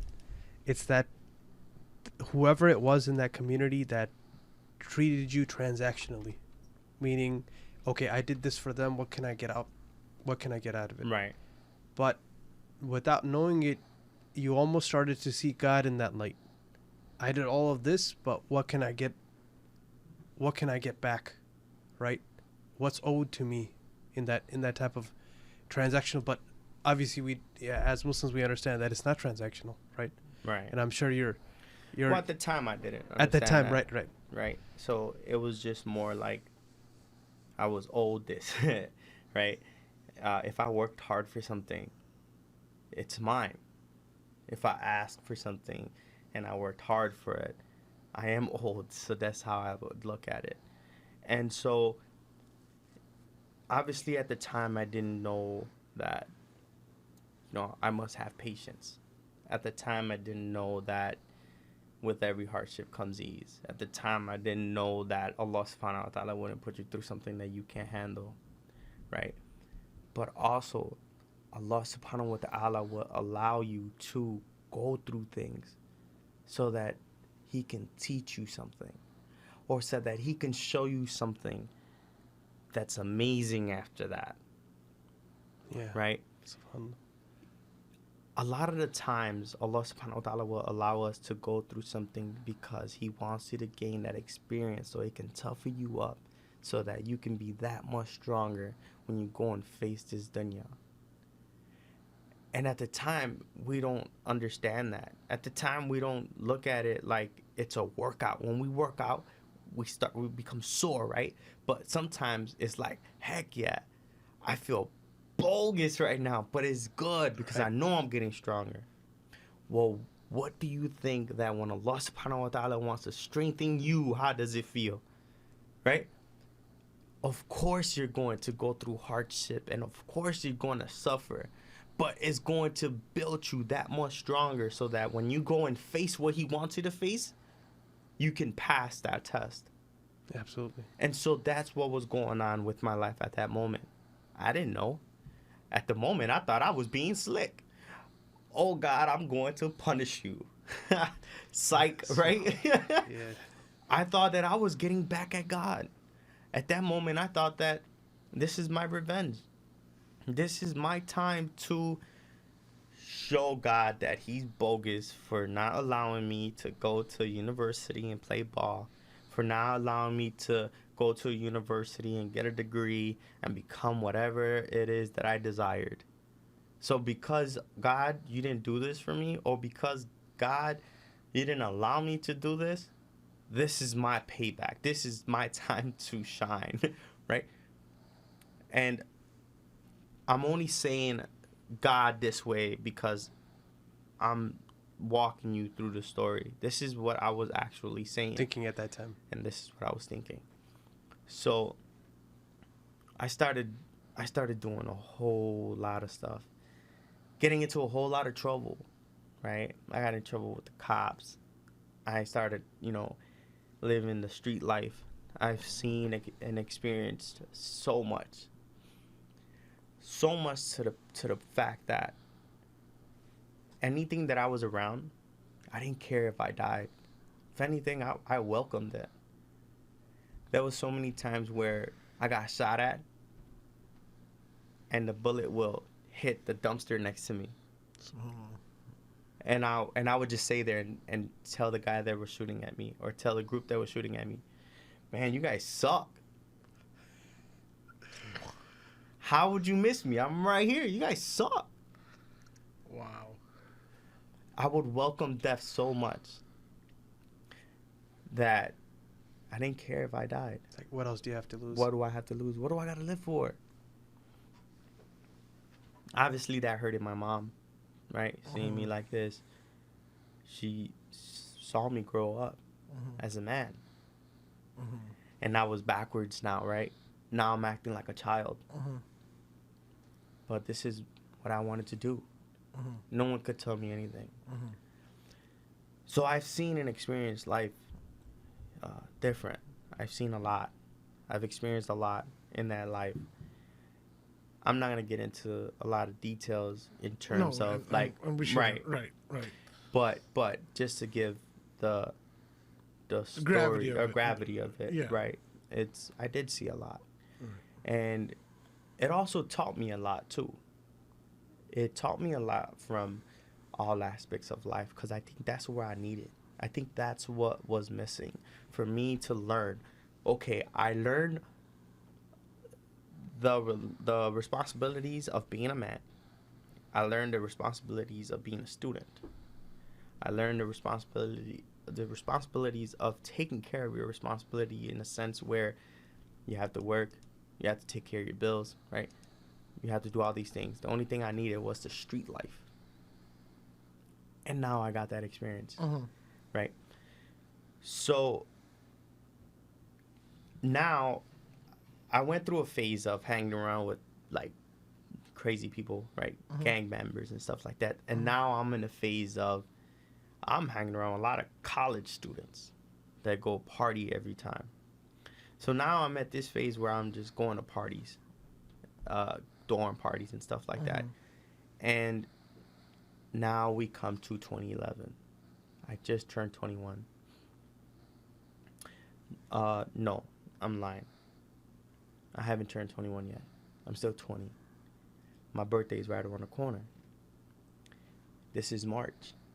So this is 5 years. 5 years after you've left the school, you're Yeah. living the life, and Yeah. 4 years. 4 years. Mhm. 4 years. Okay, 4 years. The fifth hasn't started yet. Okay. So it's 4 years of just doing everything. Mhm. My mom got tired of it. She wanted to move. She contacted my aunt in Orlando. And my aunt welcomed her. She said, yeah, come. Get yourself a ticket. Come move in with me. My mom spoke to me. I wasn't in the right state of mind. I didn't care. I told her, you know what? This will be better for you. You should. I'll be all right. I've come this far. I'll be okay. You should go, though. And I'll come visit you. You know, I'll still keep in touch. You know, we'll still talk on the phone. It'll be okay. Don't be afraid to take that opportunity to go and work on yourself and think about yourself and think about your health, right? Because my mom did have a lot of health issues, too. She was taking a lot of medications. And so she asked me to drop her off at the airport. At this time, I am in Champaign, Illinois, some quite a distance from Chicago. And she asked me to drop her off, and I asked her flight information. And so I said, no problem, I'll be there, right? I'll just leave early in the morning and then, you know, get to her house at, you know, X amount of time and drop her off at X time. So I had a whole plan. And I talked to her that night. And because she was leaving, she told me how proud she was, right? She told me how proud she was because of everything I've done. And how much she loves me. And I started telling her, man, you're acting like you're, like, dying. You know what I mean? You're only going to Orlando. I'm going to see you. But I love you. You inspired me too, right? So, the next morning I started heading out. Start calling my mom's phone. She's not picking up. I wanted to make sure that she was up, getting ready, right? I was on my way to go take her to the airport. And she's not picking up. I finally get this phone call. And it's this lady on the other line. She's like, hey, your mom's not waking up. I said, okay, what the heck? Wake her up. You know what I mean? I'm on my way. She's running out of time now. Wake her up. She's like, no, you don't understand. She's not waking up. So then that's when I started to, like, understand her a little better and started to, like, see what she wanted to tell me without telling me. So I'm like, listen, I am an hour away now. Wake her up, and I'll be there soon. I hung up, because I knew where that was going. I knew what she wanted to tell me, but I refused to listen to it. And I had one of my friends with me. I was supposed to drop him off. And I told him, I'm like, man, I might end up beating this lady up, bro, because she's putting it in a sense where, you know, she wants to tell me that my mom passed away. So my friend's like, well, did she? Right? I was like, man, heck no, right? So I get the phone call again. And I was like, is she up? She said, no, she passed away. Then I was like, man, it's cool. I hung up. I started going over 150 miles per hour. I took every red light to get there. I didn't care if I crashed. I didn't care if a cop pulled me over. They were going to have to catch me. They were going to have to pull me over in front of that house. Every light was green. Any red lights, I would take it. There was no traffic. I finally got there, and I see an ambulance. And I left my car in the middle of the street, and I ran up the stairs, and I see the paramedics in the living room, and they're talking, and I ran to the room, and right before I can walk into the room, seeing my mom laying in the bed, and I fell. I started screaming for her. Yo, wake up, man. We gotta go. And so then I started realizing, man, there's something wrong, yo. I started screaming at the paramedics. I'm like, man, take her. Something's wrong. Take her to the hospital. They're like, there's nothing we can do. I'm like, what do you mean there's nothing you can do, man? So apparently she passed away at 3 o'clock in the morning. And at this time it's 6, 7. So a few hours have passed by. And there was nothing we could do. And so I started telling the paramedics, man, I'm going to knock y'all out if y'all don't take her. You know what I mean? I don't want to hear that. And so my friend came upstairs inside the house. He's like, hey, man. So he hugged me. And so I'm like, nah, man, this ain't real. This ain't true. This is not what's happening. And I kicked out the paramedics. And I remember walking outside. And I wanted someone to feel that pain. I wanted someone to hurt with me, right? I wanted someone to understand what I was going through. And I wanted to just punch anybody I see. I don't care if it was a 2-year-old. I don't care if it was a woman, man, old, young. I swear to you, on everything I love, that at that moment, I was going to hit something or someone. And I'm walking up and down the street. I'm walking in the middle of the street. I'm walking everywhere. Finally, one of my friend that was with me, he catch up to me and he hugs me again and he's like, man, calm down. And I'm like, bro, why is it such a dead zone right now? And I start laughing. I was like, man, bro, there's no one here. And he goes, what are you talking about, right? I was like, I swear to God, I wanted to hit something and I was going to hit a person. But there's no one here, bro. And so he's like, come on, man. So finally I walked inside and I took care of, I walked inside and started thinking about what's going on. Reality started to hit, right? But then also I couldn't just leave my mom like that. So contacted the funeral house and, arranged her funeral, and a lot of people helped out and took care of that. At that time, I had gotten a job at O'Hare Airport, dealing with the cargo side of things. And they gave me a month off. They were like, man, take some time. Do your thing. Come back when you're ready. Don't rush. So I had some time off. And at the time, I was living with my son's mother. I met her while I was attending private school. The private school that we've been discussing this whole entire time. I met her when we were in 6th grade. And she's been in my life ever since. So at the time I was living with her and I was broken. I couldn't function. I was tired. I was crying every night. I would cry. I wouldn't eat. And I didn't want her to see me like that either. And so I would leave. And obviously, I would go and hang around with certain individuals. They weren't bad people, though. They weren't like gangbangers or anything like that. but I would go and hang around with these people.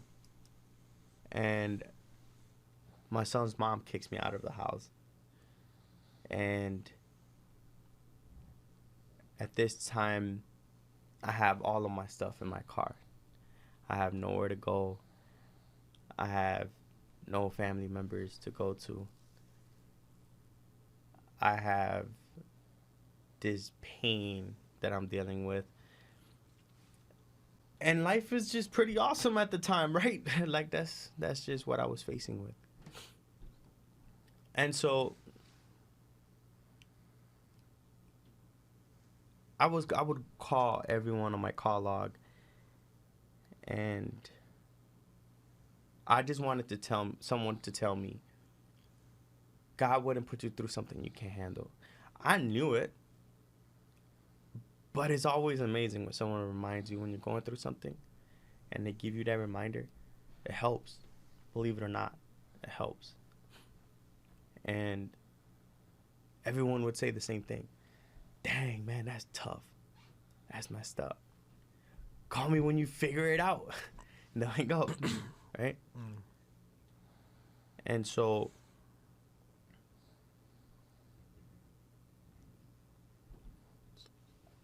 I didn't know what to do. I didn't know where to go. So finally, sorry.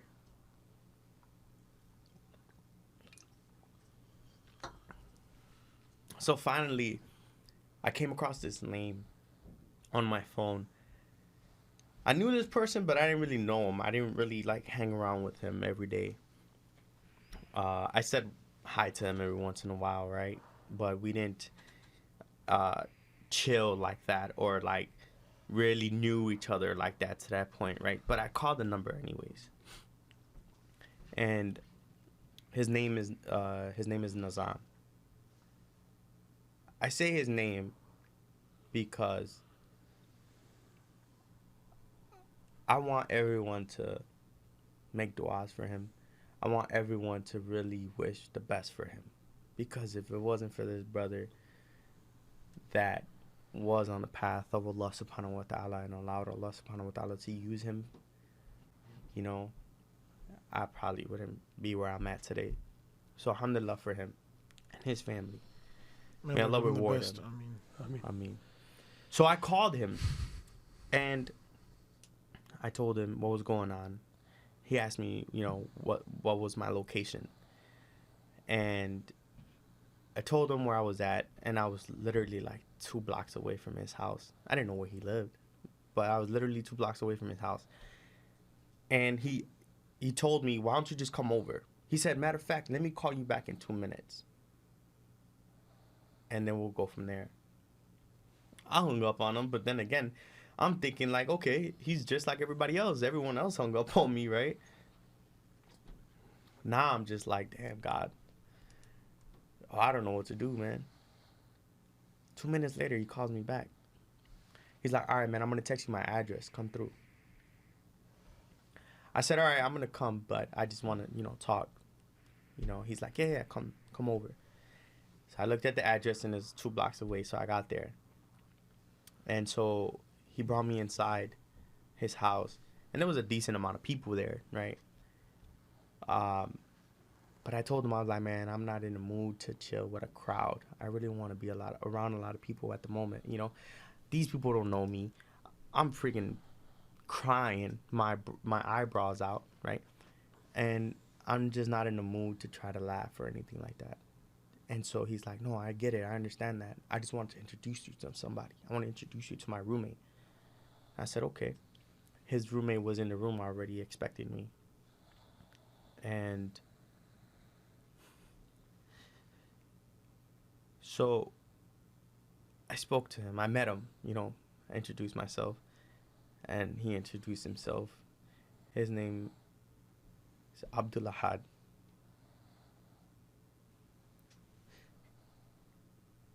The moment I seen him, he hugged me. He knew what was going on already, kind of, sort of. He hugged me. He told me, listen, I heard what you're going through. I know you don't know me, but man, I want to help you. He's like, chill here as long as you want.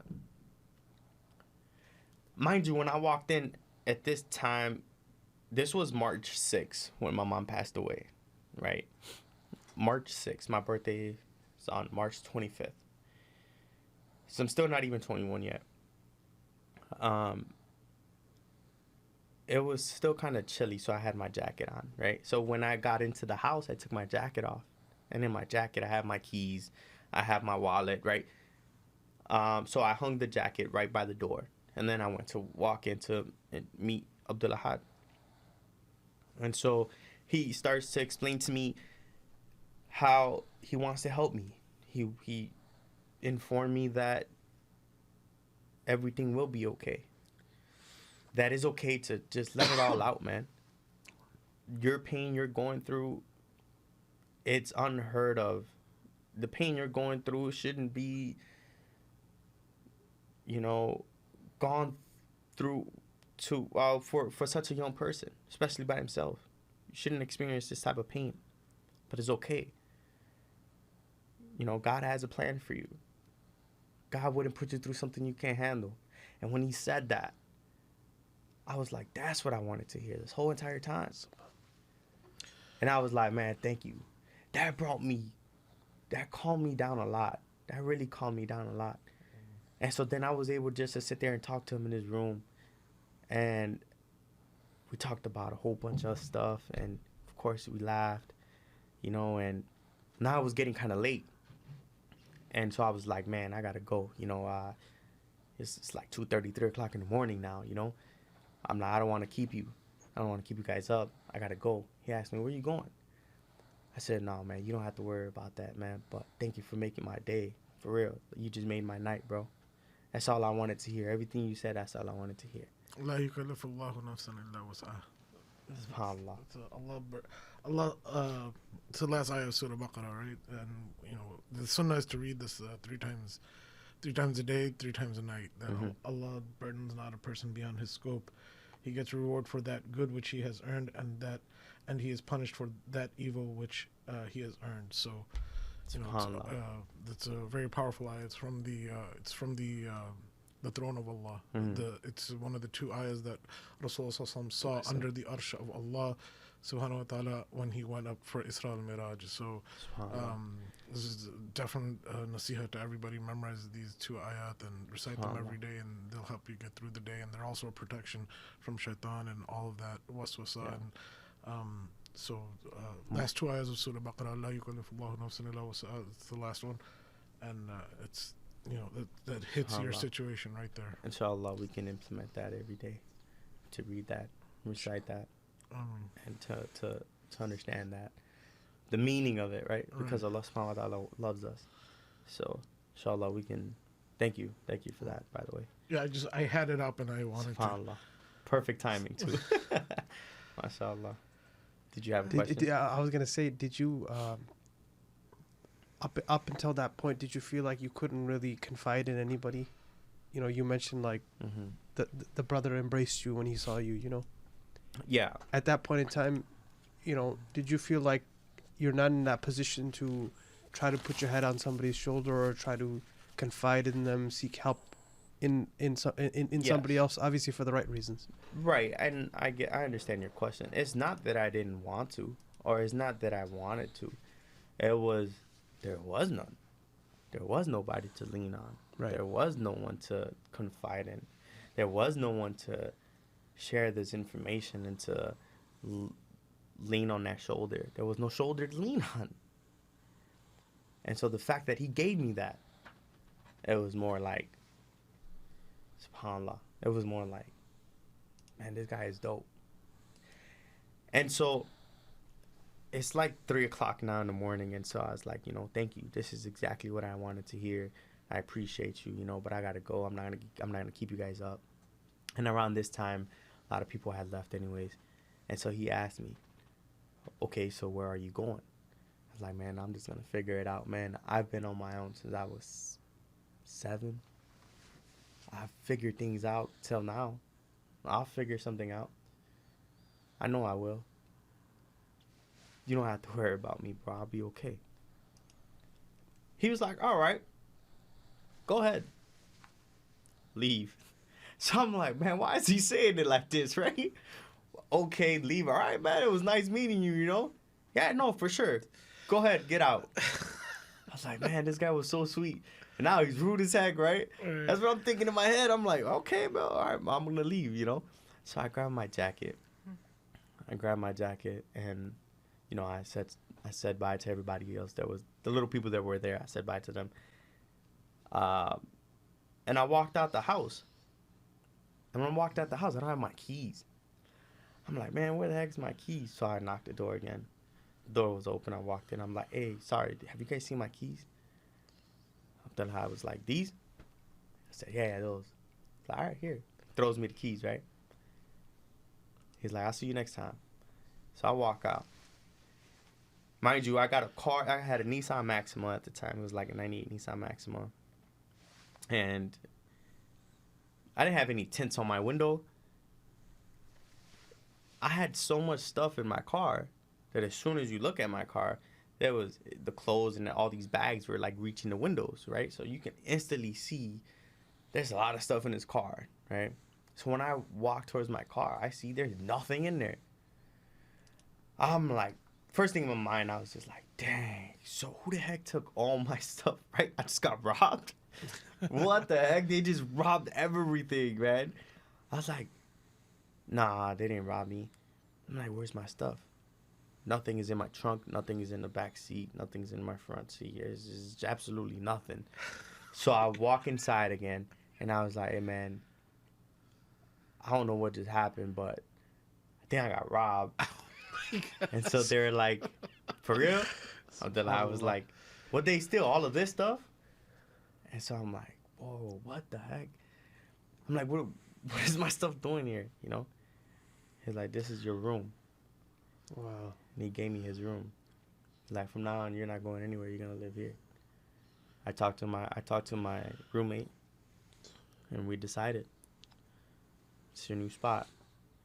You ain't gotta go nowhere. And so, first I didn't know how to react. Right? I was just like, nah, man, I'm not a charity case. You know what I mean? I'd be all right. I got a job. You know what I mean? I got money. I just got to go find it. I just got to go find a place to stay. I just got kicked out. You know, I don't have anywhere to go for today. But I'm not a charity case, man. I'm good. I'll sleep in my car.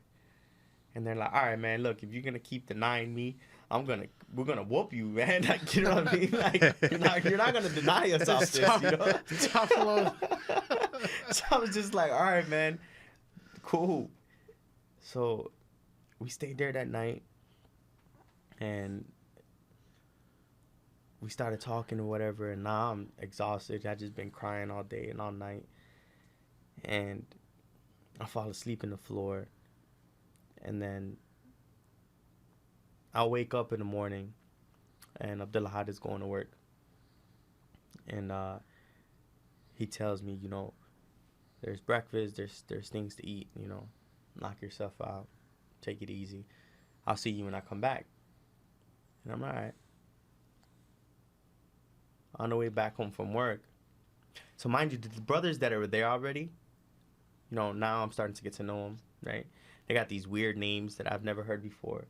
Sure. Suleiman, you know, Khalid. I don't even know how to pronounce these names at the time, you know what I mean? Right. It's like, all right, your name is K from now on. Your name is, you know, I'm trying to pronounce it, but I didn't even ask, like, what ethnicity. I didn't ask them, like, where they're from or anything like that. I was just like, all right, that's your name. It went one ear, not the other. You know what I mean? Right. I just know when I seen you, it was like, hey, what's up? You know what I mean? I didn't bother trying to say your name. But, so at this time, I'm getting to know these brothers, right? And, of course, you know, they order food and they're buying me food, you know, and I'm like, man, let me pay for something. They're like, no, you don't have to worry about nothing while you're here. And so when Abdullah comes home from work, first thing he says, hey, did he eat? Did you guys feed him? And they're like, yeah, man, relax, man. Of course we're going to be taking care of him. Hey, is it true? Did you eat? Did they feed you? You know, like, man, they've been great, man. It's cool, man. Thanks, man. SubhanAllah, right? I'm like, man, thanks. Like, don't worry about it. We're good. He's like, all right. No, I just want to make sure, man. He's like, if you need anything, you already know. Let me know. Don't hesitate, man. Don't do it, because then I'm just going to be pissed, you know? And so I started thinking, I'm like, man, this guy, they didn't know me. Never seen him before in my life. I just know he had such a big beard, right? Never seen him in my life. And this guy's treating me like I'm his real blood brother. The amount of love that he would share with me and, shed for me, like, it was just different. It was something that I've never experienced. And I was just like, this is a cool spot. Everyone here is pretty cool. So I remember we used to order wings. The thing is that our apartment, it was 3 of us that was technically living there, right? Right. And 3 of us that was technically paying rent.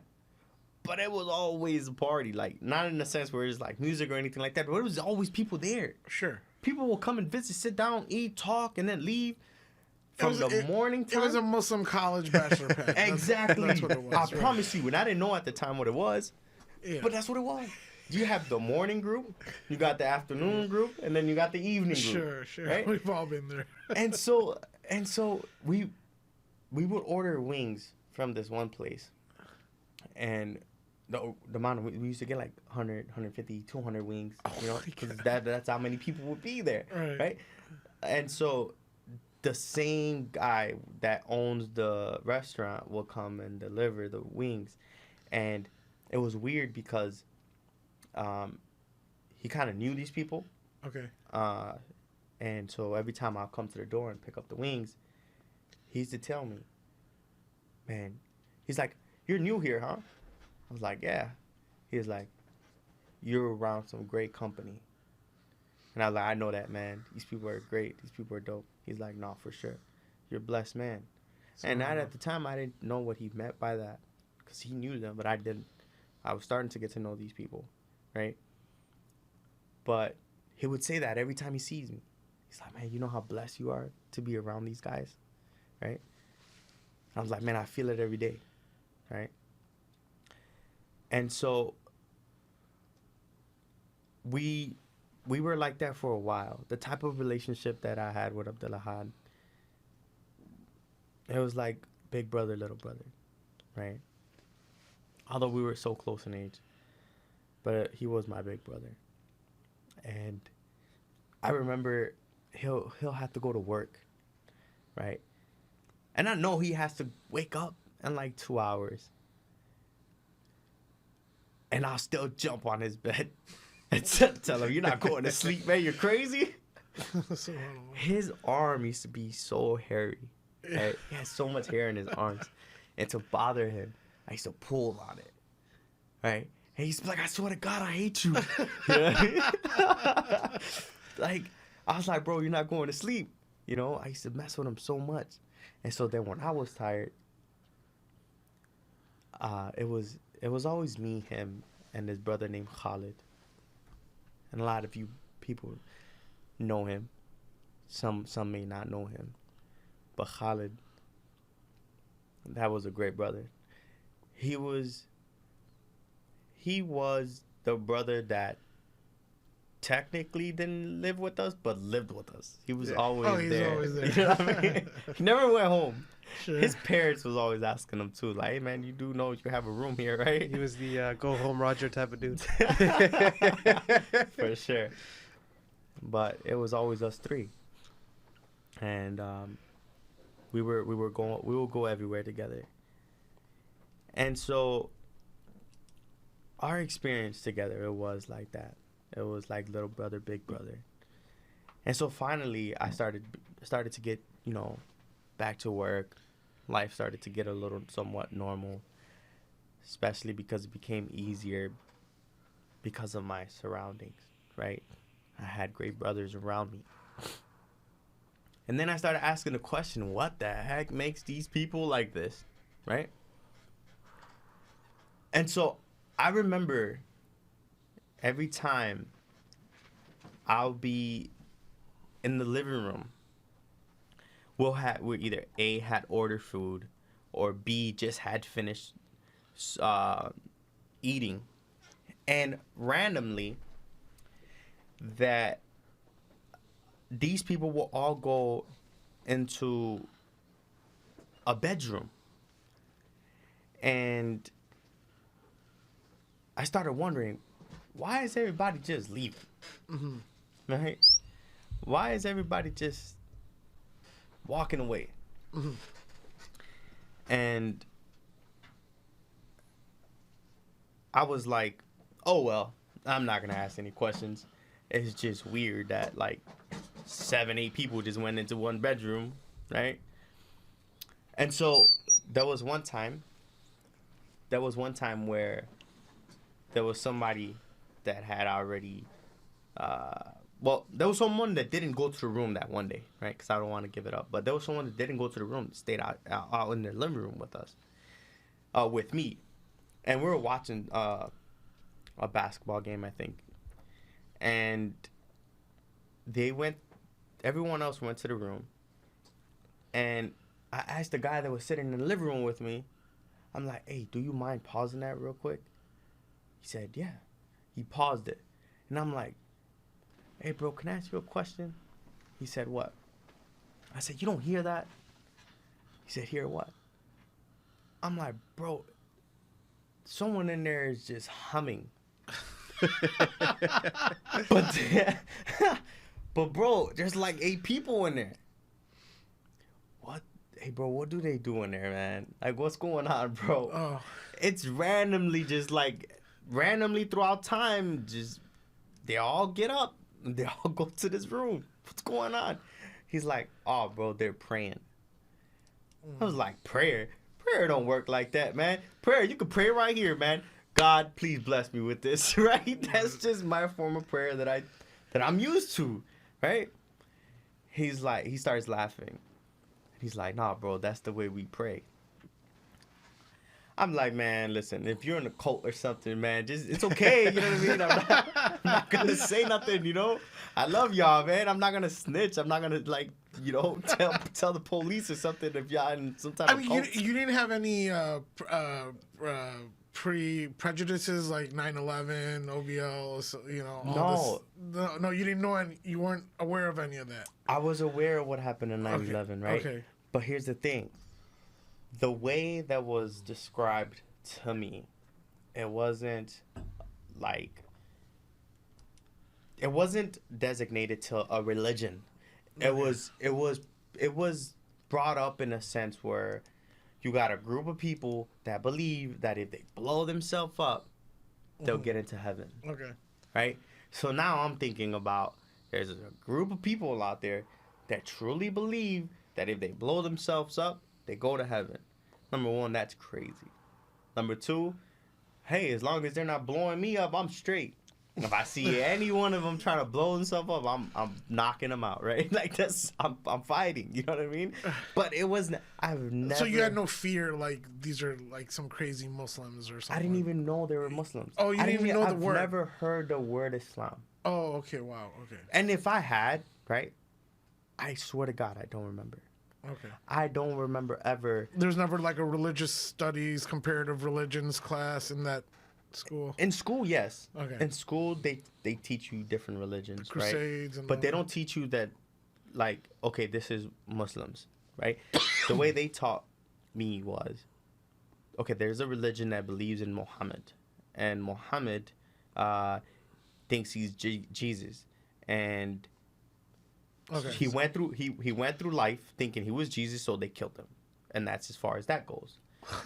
That's what they taught me in school. I swear to God. And that he believed in the sun god. Oh, and so okay, that gets taught in the schools. Yeah, that was what was in public school. I thought that was just some like dirty email that would go around. No, that was in the textbook. That was in the textbook. Okay. That they prayed to the sun god, and that because he was running around thinking he was Jesus, and they killed him. So I'm just like, well, that's tough, man. Right? That's that's tough. I didn't know anything, but I never heard the word Islam. I never heard of So Muslims. you made no association with these brothers, No. Khalid and Abdullah Hajj, and with Abdullah Hajj. with you know, the sun god and whatever you've been taught. No, because I you didn't. made no connection. I was trying to connect them to something. I just Okay. didn't know, and they were saying it's our religion, and I was like, "There's no religion like that." Okay. You know what I mean? Okay. Like you guys are just part of a crew or something. You know what I mean? You guys telling me it's a religion, but that's just because you don't want me to know the truth, right? Okay. So, anyways, but they were committed. It was. I didn't know how many times throughout the day, but I knew that there was a lot of the times throughout the day that they'll go in that room and they'll start humming. Okay. And then sometimes they won't even hum. You know what I mean? And I was just like, all right, man, whatever. You know what I mean? So, so it's, you know, time's going on, and obviously we're growing closer with each other, right? That brotherhood is starting to get super strong, and just living life at this point, right? And so naturally, I know Islam teaches this, but it's crazy how nature works with human beings. And once you start to get closer to someone, you start wanting for them what you want for yourself. If you love someone, if you respect someone, you start wanting the best for them as much as you want for yourself. So what did I have in return? What did I have to offer? I didn't have that much money. I was working, but that was just enough for me to pay my bills and to take care of whatever housework and to feed all of us, because we used to always buy food for each other. So what did I have to offer? I had my religion. Mind you, Salvation. that's the only thing I had. It was my religion.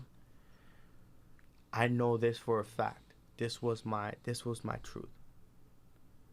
I love this guy. Mm. I want him to go to heaven when he dies. Mm. So I knocked on his room one day, and I was like, "Hey man, can I talk to you about something serious?" He said, "Yeah, everything okay?" I was like, "Yeah, no, everything's straight. I just want to talk to you about something." He's like, "Yeah, come in, close the door." So I walked into his room, and I told him, "I want to talk to you about Christianity." And he starts laughing. And I'm like, "Man, come on, man. I told you this was serious, bro." You know? And he starts laughing more. And I was like, "Come on, bro." I'm like, "Fine. I'll leave the room if you want me to leave, man. I want to talk to you serious. So whenever you're serious, you let me know, and then I'll come back, right?" He said, No, bro. My bad. You're right. The only reason why I'm laughing is because I know about Christianity." I told him, "No, you don't. Because if you did, you'd be a Christian right now." Mm. He said, "Nah, it's just that you don't know anything about Islam." I'm like, "I don't know what that is, but that's irrelevant right now because I want to talk to you." You know what I mean? Trying to change the subject on me. Yeah, exactly. It was my idea to talk about religion. So now we're going to listen to this, you know? Right. And so he's like, "All right, fine. Let's do this." So we started talking. And I started bringing up how Jesus died for your sins and all these other things. And, you know, in the Bible it says, "So God so loved the world that he gave his only begotten son, that whosoever believes in him shall not perish but have everlasting life." Mm-hmm. Mind you, in that text, it says, "For whosoever believes in him shall not perish but have everlasting life." That means you're going to get into heaven no matter what, as long as you believe that, right? So then Abdullah was like, "Oh, man, that's dope.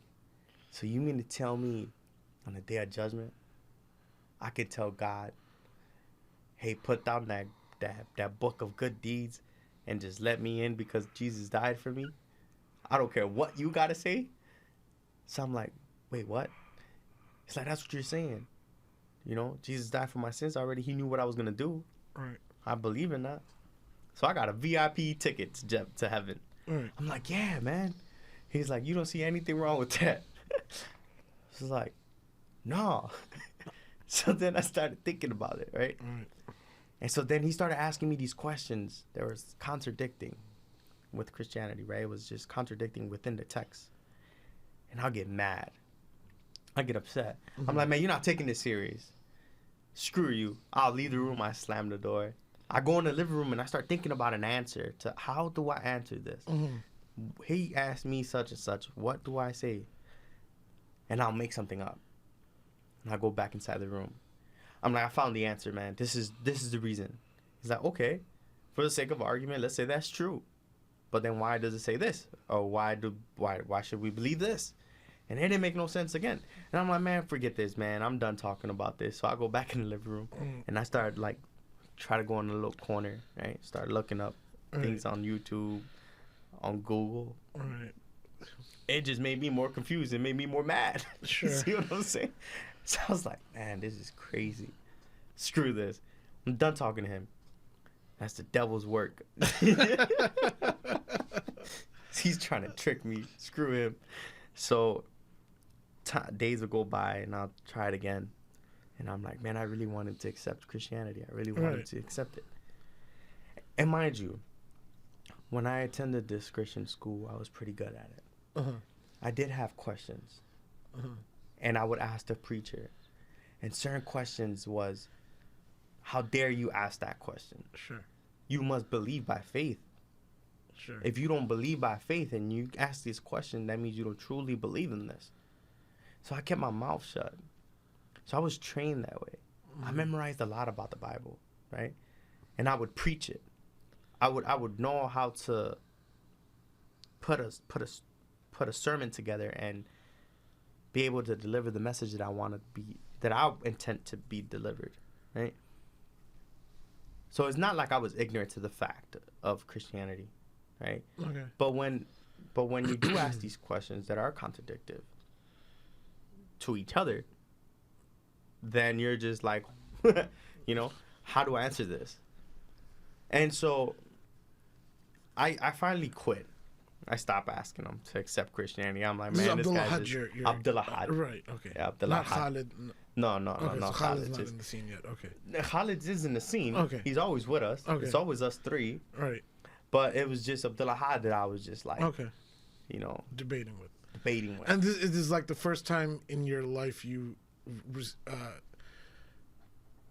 an intellectual challenge and an intellectual struggle in your mind. Yes, because throughout my life, I've always been able to bring that idea to someone. Sure. And them accepting it. Sure. And even if they had opposition. Exactly. Huh? You didn't meet that opposition. Yeah. Or even if they was like questions, I was answering them in a way where it's intended to be answered. But it wasn't like in an intellectual question, right? Or an intellectual approach. Right. It was always like, so for sure, I'll go to heaven. Yeah, 1,000%. That's what it says here, right? Right. So that's the only questions people would ask me. It wasn't anything else other than that. So this is the first time, that I was intellectually challenged. Right. And I didn't find the answers to it, which made me want to give up. Right. It's not easy. Yeah, heck no. I was just like, screw this. And so now time is, we're still in 2011. Right.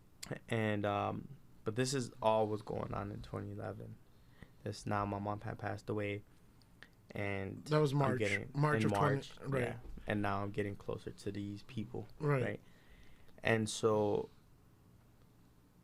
now Abdullah Had purchased a condo. Okay. Because he wants to get married. Sure.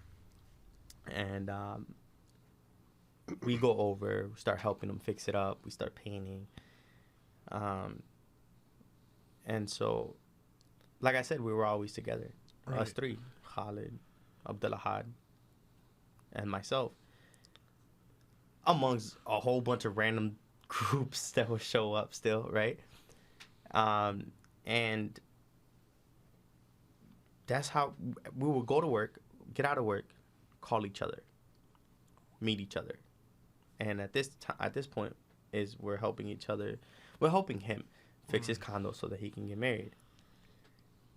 And so now I'm living by myself in the apartment that we were all living in, because now he moved to his condo. The other brother moved to his parents' house. So now I'm by myself.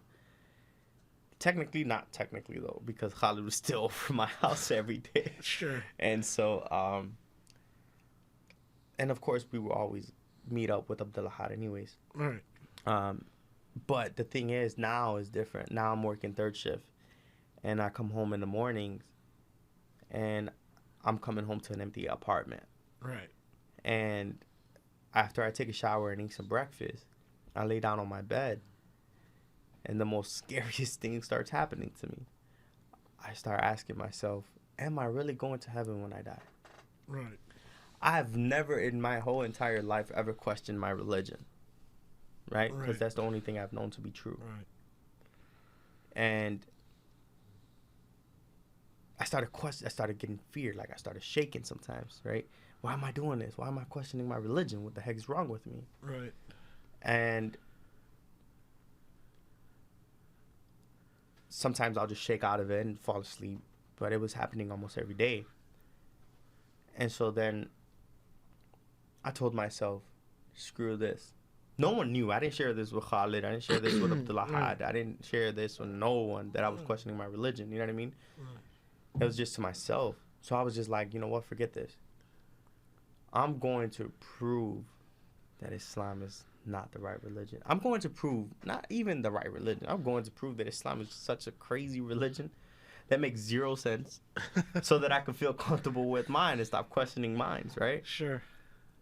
And so I started going to the library, started grabbing books, started, searching stuff on Google, started YouTubing stuff.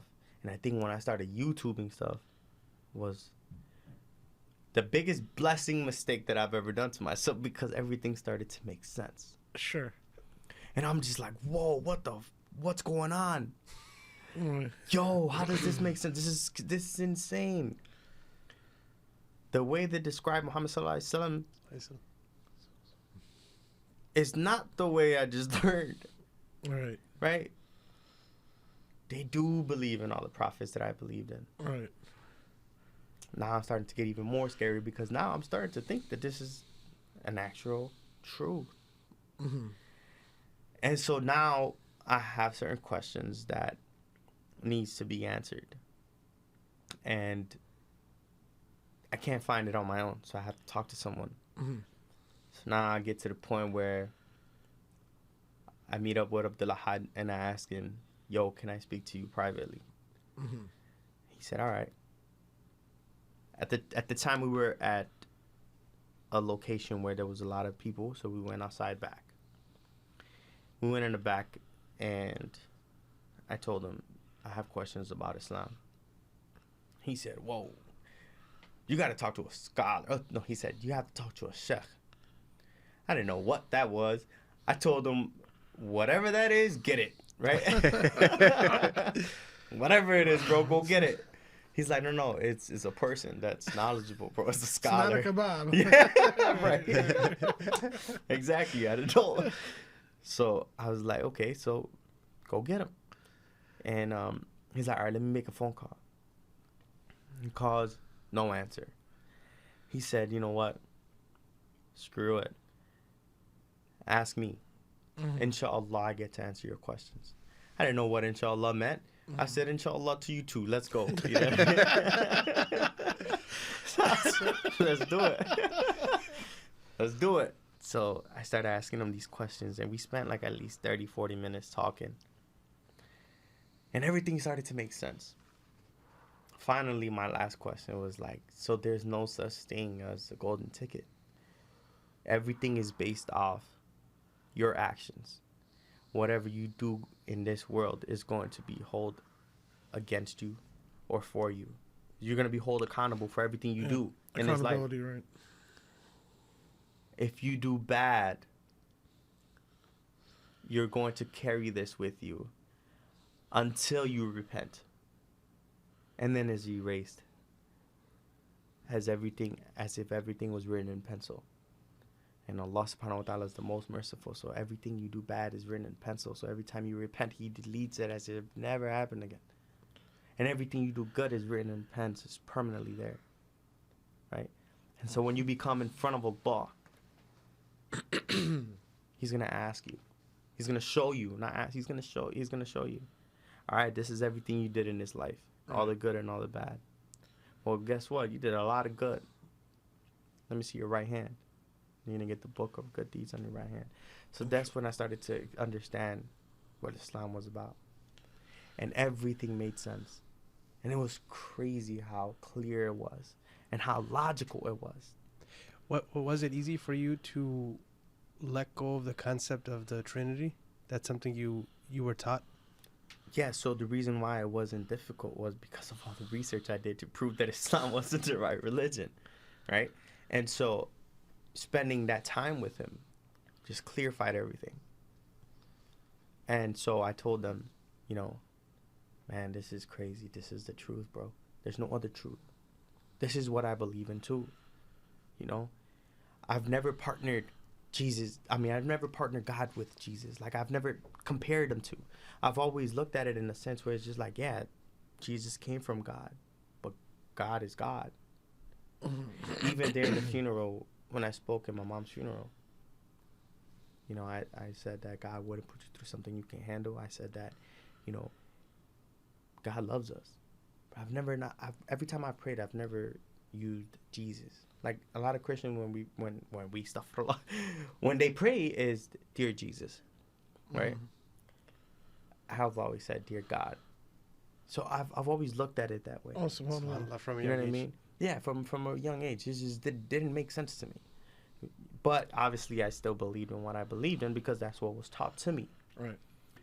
So it wasn't hard to understand that. It wasn't hard to understand Islam. It wasn't hard to even accept it because I've already kind of sort of already believed in it in a sense where it was just like, that makes sense. Every question I've ever had, that's just been answered already. I've had these questions before and now it's just answered. And so I told them, man, this is insane. And mind you, if you've listened throughout this whole entire time, right? My brain and the way it was set up to think has not been normal. Right? I've looked at life differently. I've matured at a young age because I had to. So when it's time to understand something, I listen, understand it, and then decide to implement it if it's good for me or throw it away if it's bad for me. It's just a habit I've already had. That's the mode that you were in. Even going back to when you were 7 and, you know, you're standing in front of the guy that's doing construction. You're trying to think about that situation, assess it, right? What can I make out of this? What's the reality? How can this help me in a sense, right? Exactly. SubhanAllah. So I told him, you know, man, this is it. There's no other truth. So he's like, do you want to accept it? I said, yeah. He said, you want to do it right now? I said, heck no, man. Let's go to a church or something. I didn't know it was called the masjid. You know what I mean? So let's do this at a church, man. He goes, all right, look, it's almost Fajr time. So we can go to the masjid and you can do it there. Again, I didn't know what Fajr was. So this is in the back room in that private. We were at a location where Right. it was a public location. Right. Where there was a lot of people. So Okay, now we're right, in the right. back of it. Right. So this is Yeah. still that same night. This is still the same night. Okay, Yeah. so it went all night to Fajr. Yeah. Okay. Yeah. So that's how long we were talking. SubhanAllah. And so so I was like, all right, I'm gonna go use the bathroom real quick. I'll be back. It's like, all right. I go use the bathroom. I come back. He was getting off the phone. And he's like, hey man, I just got off the phone with the sheikh. I just got off the phone with the scholar. And he told me that legit, if you understand Islam, if you know that Islam, without a shadow of doubt, that Islam is the truth, you should do it now. Accept it now, because there's no telling what's going to happen an hour from now, 10 minutes from now. Yeah. You can die at any second. Right. So unless you have any doubt in your mind that this is not the truth, and or you need more information, then accept it. But it's up to you. No one can force you. Right. Islam is not built that way. And I said, all right, if this is what Allah wants, let's do it. And I ended up taking the shahada with him right then and then. The most beautiful thing, too, as soon as I accepted the shahada,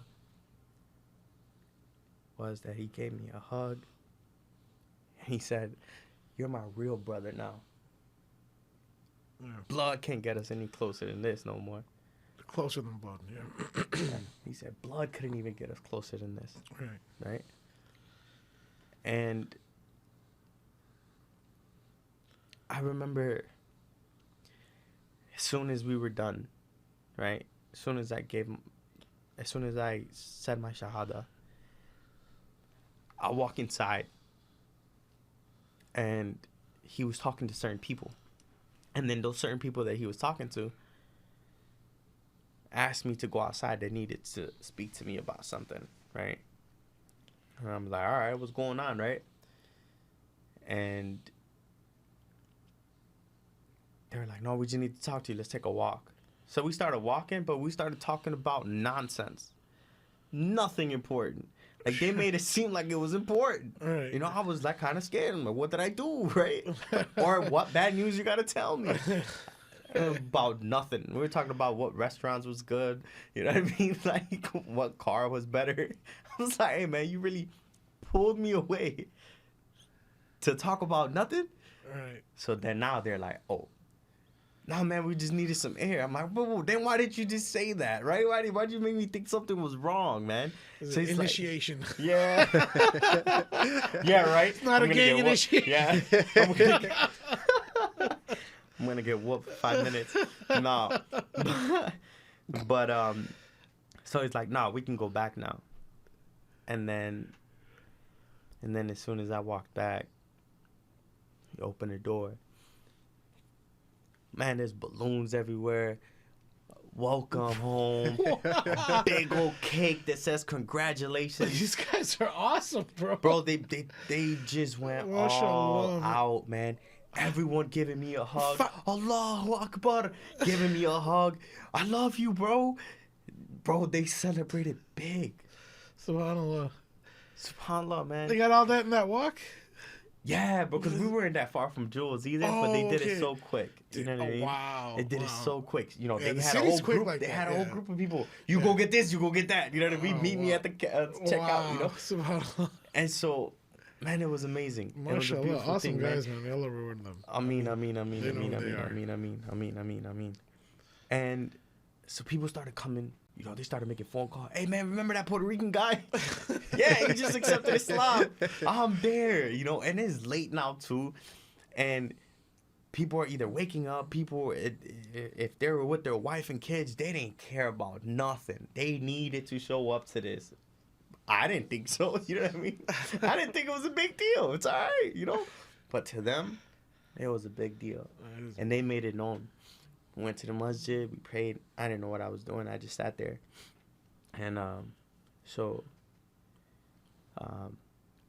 after that, you know, Abdullah Had was like, all right, it's serious. It's time to get serious. Mm-hmm. You need to start learning this. You need to learn how to pray. So he's like, start memorizing this. Start memorizing that. So I couldn't do anything else besides memorize what he was teaching me, because if not, he would be pissed. He didn't let me chill. He didn't let me go hang out. He didn't let people talk to me about random anything. He's like, shut up, don't talk to him. He's learning the Fatiha. That's amazing. that's the kind of friend you tough need. love. That's yeah. What? That was awesome. And I was like, all right, man, I got this, you know. Alhamdulillah, Hirab. You know what I mean? That was me stuck. But it was awesome, you know. And so I memorized that. I meant everything. Everything I needed to learn to pray. Yeah. I learned because of him. Sure. I memorized everything because of Allah him. reward him. I mean. And as I get further in the story, you know, I'll say something about him too. But that's the way it was for a while, right?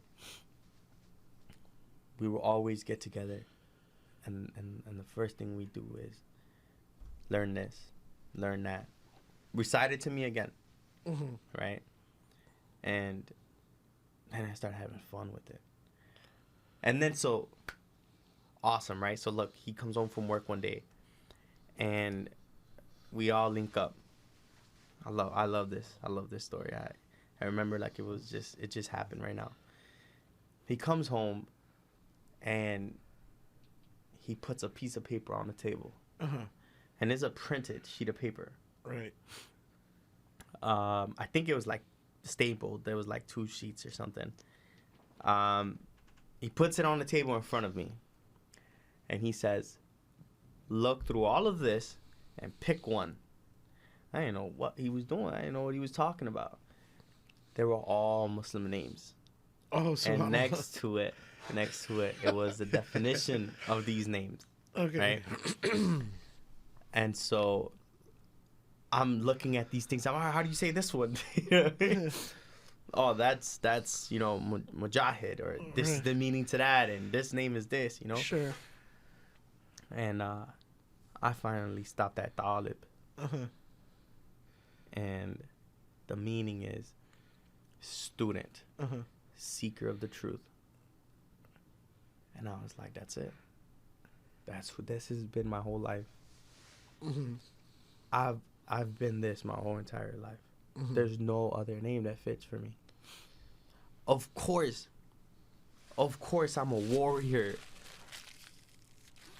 I've never allowed anyone to punk me ever in life.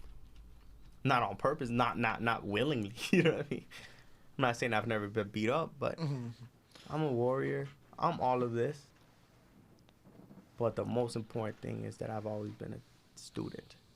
I've always learned from others. Mm-hmm. I've always learned from others' mistakes. I've always learned from others' achievements. I've always just been able to make myself teachable. Asking questions And everything. And looking for what was right. And looking for what was the truth. Right? So I told him, this is it. This is my name. He's like, Talib. Like it. He's like, he tells everyone in the room, hey man, from now on, if anyone calls him other than Talib, I'm punching them. He said, this is his name. You will address him by his name. All right. He was serious. And so at first it was weird, right? You know, hey Talib. And I was just like, yo, who's in? You know what I mean? Like, who's in here named Talib? You know? Oh man, that is me. You know. But now, if anyone calls me by my government name, which I'm not gonna say because it's not important, but now if someone calls me by my government name, I'm just like, who the heck is he talking about? You know what I mean? Because my name is Talib. New identity, No one knows me by anything else. Right. Everyone calls me that. Now that you mention it, I go to work. And I tell him my name is Talib. Right. And then let me see your driver's license. It's like, hey, man, what is this? I'm like, oh, man, I forgot. So I don't think I know the other name. Yeah, that's fine. He told me the other name once and I forgot it. Yeah, that's good. See, it's irrelevant at this point. No, but, so, you know, it was like that throughout the whole time. Just learning, picking a name, learning from everyone else. Right? Inspired by others. Mm-hmm. Everyone treating me a certain way. And it was just awesome.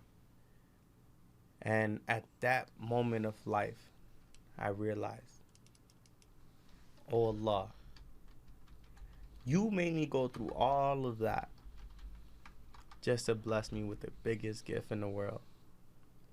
And that was Islam. Of course, I would have loved Islam to come a little sooner instead of me going through everything I went through, you know what I mean? That way I wouldn't have to suffer as much as I did. But, hey, at the end of the day, I have the biggest gift in the world. So I didn't mind it. I finally realized that everything started connecting. Everything I went through, everything started making sense. From when you mentioned earlier how my car broke down. Right. How I had to grow up to develop a mentality to be able to accept when someone is bringing an intellectual conversation. Right. Right? Everything in my life made sense. So that I can be where I'm at this point of my life, right? So at this time, you know, we're always super close. It's us three. We couldn't go. We couldn't go anywhere. We couldn't go to a gas station or a restaurant without them knowing that the other two is somewhere else, somewhere around us, right? If they say, "Hey, where's Khalid?" Oh, he's right here. You know, they knew we're always together. If we weren't together, there was something wrong. Right? Hey man, what's going on? Right? But everyone that knew us, they knew that it was always us three. And so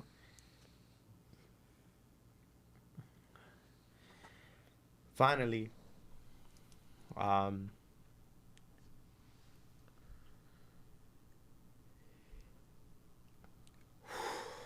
okay. So I get a phone call, and it's Abdullah Had, and he's like, "Hey man, I just got out of work. Where are you at?" And I told him, "Man, I'm at home. I'm waiting for you." All right. I just talked to Khalid. We're all gonna meet up at my apartment. So come over.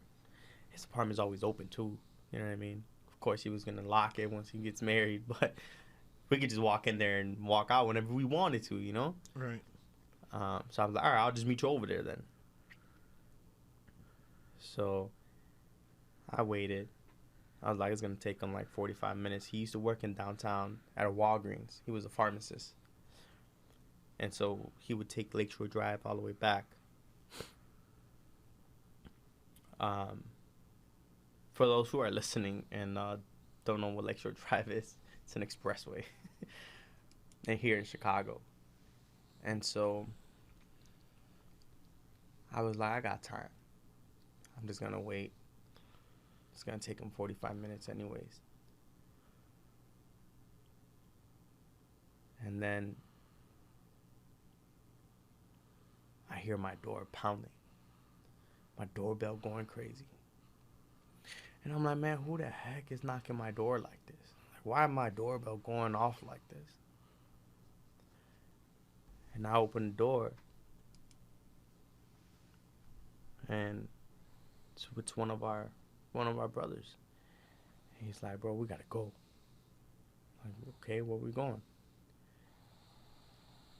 Yo, they telling me Abdullah Had is really hurt. He's in the hospital. Said what? They just told me he died.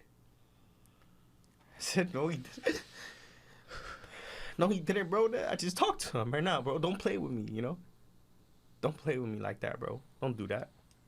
That's not funny, bro. Don't do that. I just talked to him. He said, we gotta go. So I jumped in the car, and again, I started going on and something miles per hour. Didn't stop for any red lights. I didn't care about nothing. I was telling God, you can't do this to me again. Yo, two people that I love dearly? Again? No, this can't be. So I finally got to the hospital, and there's a lot of people there. I tried to make it to the entrance, but I couldn't. I collapsed, fainted. They had to pick me up.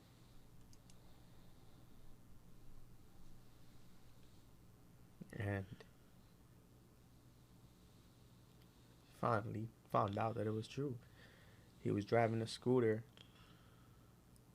and he hit a pothole on Lakeshore Drive.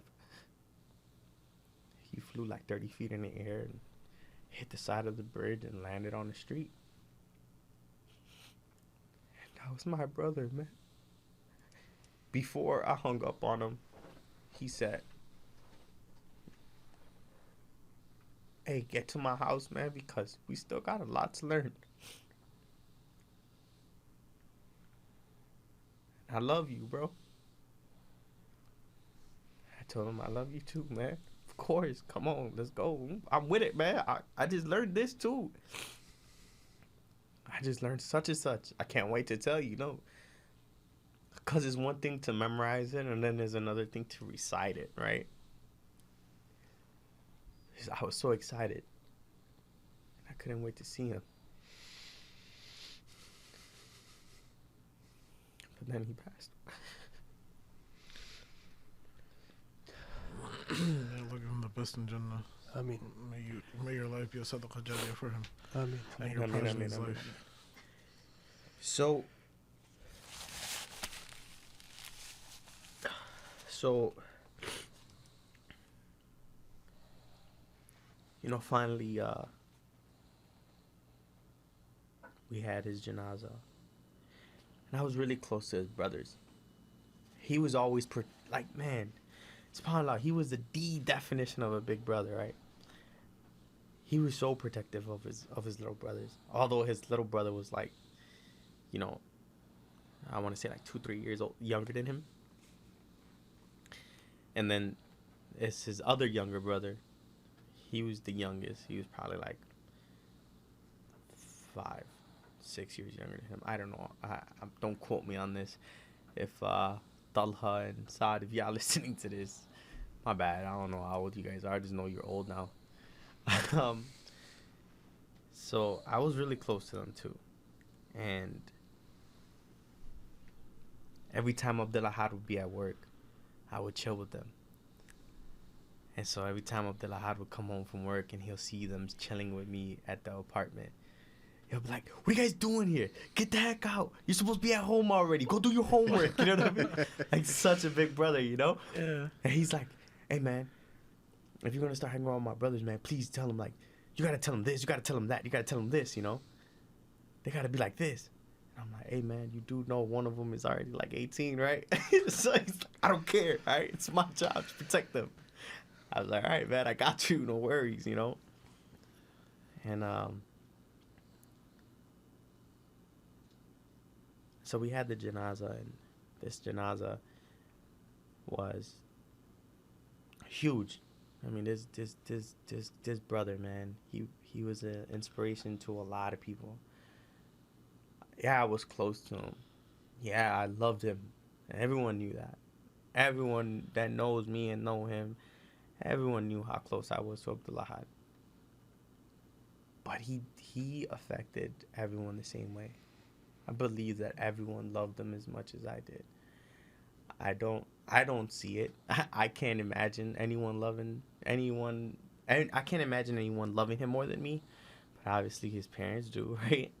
Obviously there's people out there that do love him more than me. But it was big. It was huge janaza. And I supposedly it was the most, like, one of the most biggest janaza where there were so many scholars that attended. So many scholars.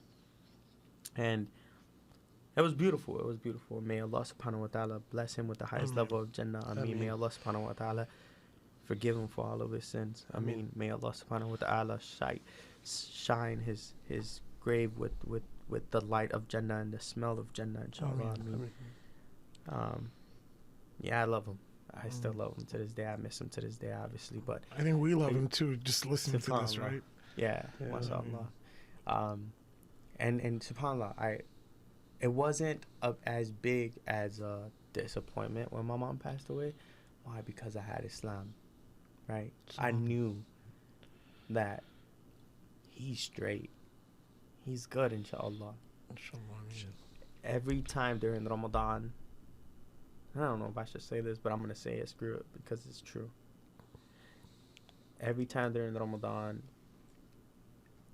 every verse that he's helped me recite or memorize, I recite those verses.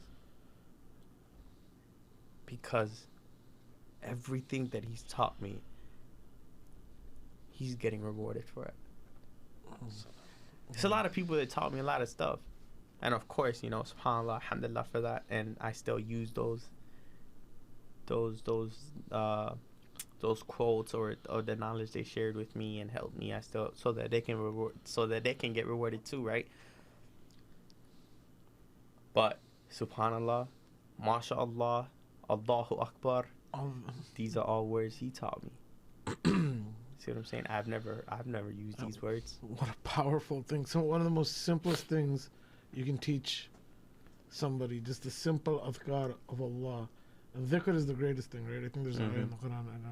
I don't want to quote it, but the dhikr of Allah is the greatest thing, and it's so simple and so easy, and it's so easy to teach, and you can get all that hasanat and all that sadaqah jariyah just by teaching it, Yeah, subhanAllah, mashallah. And So I try to, you know, I try to do these things, and I try to, you know, so that I want to make sure he's straight. With every breath I take, I want to make sure he's straight. You know what I mean? Inshallah. And of course, right, myself. May Allah subhanahu wa ta'ala reward all of us and protect all of us and bring us closer to him, inshallah. I mean, but so now this happened, right? And like a day or two goes by, and I remember Khalid comes up to me and he gives me a hug, and he's like, I'm going to be a teacher now. I'm going to take that role now. And he's like, there's no time to waste. Let's do this. So subhanAllah, he taught me a lot too. And he's always been there for me. Khalid stepped up to that brotherhood, to that big brother role in an amazing way. He still to this day, he hasn't let me down. I became super close to Abdul Had's brothers, which they are Talha, Yasin, and Saad Yasin. His parents love me. SubhanAllah, I love them dearly. His mom mentioned that Allah subhanahu wa ta'ala replaced her son with me. SubhanAllah. SubhanAllah. Powerful. I love that family. Big shoes that to family. fill, man. Big shoes to fill. 100%, man. 1,000%. 1,000%. She never said that. Yeah. Like, Auntie, I love you, but Hey, she never said I promise you. No lie, man. No lie. Those are some shoes that, man, you could keep them in the box. I don't want to put them on, man. I'm straight. But I love that family. And still to this day, we're close. I love them dearly. If it wasn't for them, man. So funny story. With this whole thing going on, right? So I'm hanging around with them, and around this time now is I'm starting to learn different cultures, right? I'm starting to learn the Desi culture. I'm starting to learn the Arabi culture. I'm starting to get introduced to a lot of these cultures, and so his mom, Abdulhad's mom, she tells Talha, hey, bring him over. I'm going to cook. I want him to eat. She always wants to make sure I'm fed for some reason, right? MashaAllah, she used to call every day. Hey, did you eat? Did he eat? She used to call Talha every day. Hey, did he eat? Hey, he's good. So anyway, so she wanted to cook. And so I had her food. When I tell you her cooking was out of this world, I was like, man, I'm going to have you teach my future wife how to cook. There's no way. There's no way. I need this. Because I don't know if I'm going to marry I didn't know if I was going to marry a Desi girl, right? I didn't know who I was going to marry. What was it, Desi food or Arab food? Desi food. Okay, it was Desi food. It was from Pakistan. Okay. Pakistani food. Okay. But I slowly started to understand and to learn that there is a difference between Indian food and Pakistani food. Yeah, sure. Although to me it was just all the same thing, right? But obviously it's not, right? Now that I've been in the culture for such a long time. But anyways, it was such a great food, and I wanted that food regardless of who I marry, right? If I get married, they need to learn that. Yeah. But it was quite a journey without him, but it was a blessing. It was such a blessing, and now I'm to the point where I have a lot of people in my life that are really close to me, right? And so when Khalid had mentioned this, right, he's like, it's not time to play anymore. Let's learn. Now, so real quick before I get into that, right around the time when I accepted Islam, it was almost Ramadan, and so now it's just I just accepted Islam. Now I gotta fast, right? And this was one of those long ones, right? When Maghrib is like at 8:30, almost 9, right? And it's summertime, so it's heat is out there. So I'm just like, all right, I'm gonna do this, not drink anything, right? Not eat anything. To me, it was just more like, okay, you just want me to die, but that's fine. If I die like this, I get to heaven, that's cool, You want to kill me, that's fine. But, it was pretty easy. But one of my first iftars was with one of my brothers that I love dearly to this day. His name is Taha. And he told his mom, may Allah subhanahu wa ta'ala be pleased with her and forgive her for her sins. She passed away. May she be in the highest level of Jannah, inshallah. He told his mom that I accepted Islam. Right? She was like, oh, what? Bring him over. He's having iftar with us. Right? So he tells me, he's like, hey, man, tomorrow night you're going to have iftar at my house. My mom's already cooking. Right? I'm like, all right, cool. I have no say-so. But all right. So I get to the house, and it's me, him, his mom, and his dad. And there's one more person. It's blurry right now, but there was one more person. And my brother, when I tell you, there was so much food on this table. She's from India. She was from Hyderabad. And his dad is from Pakistan. I don't know how that happened, but it happened, right?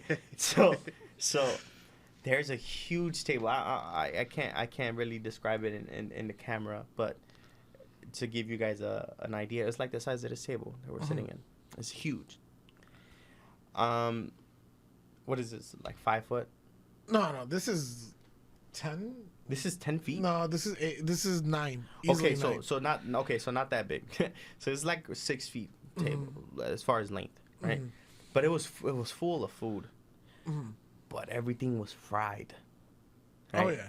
It was samosas, spring rolls, everything you can think of that Indian culture has as far as fried food. It was on that table. Yeah. Right. So I'm just like, all right, who else are we waiting for, bro? Number one, who else is coming? Is a party here, right? He's like, no, this is just for us. I'm like, there's no way, bro. There's no way. I'm starving, yeah, but mashallah, bro, you know what I mean? This is insane. He goes, nah, come on, man, let's just sit down and eat. So I was like, all right, cool. First thing we did is, in a Desi culture, they like to open the fast with the fruits with the masala on it, right? What is that called? Fruit chat.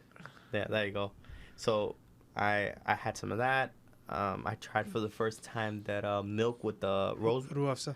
Yeah. That you guys can have for sure. 100%. Yeah, I've never found a foreigner that likes it.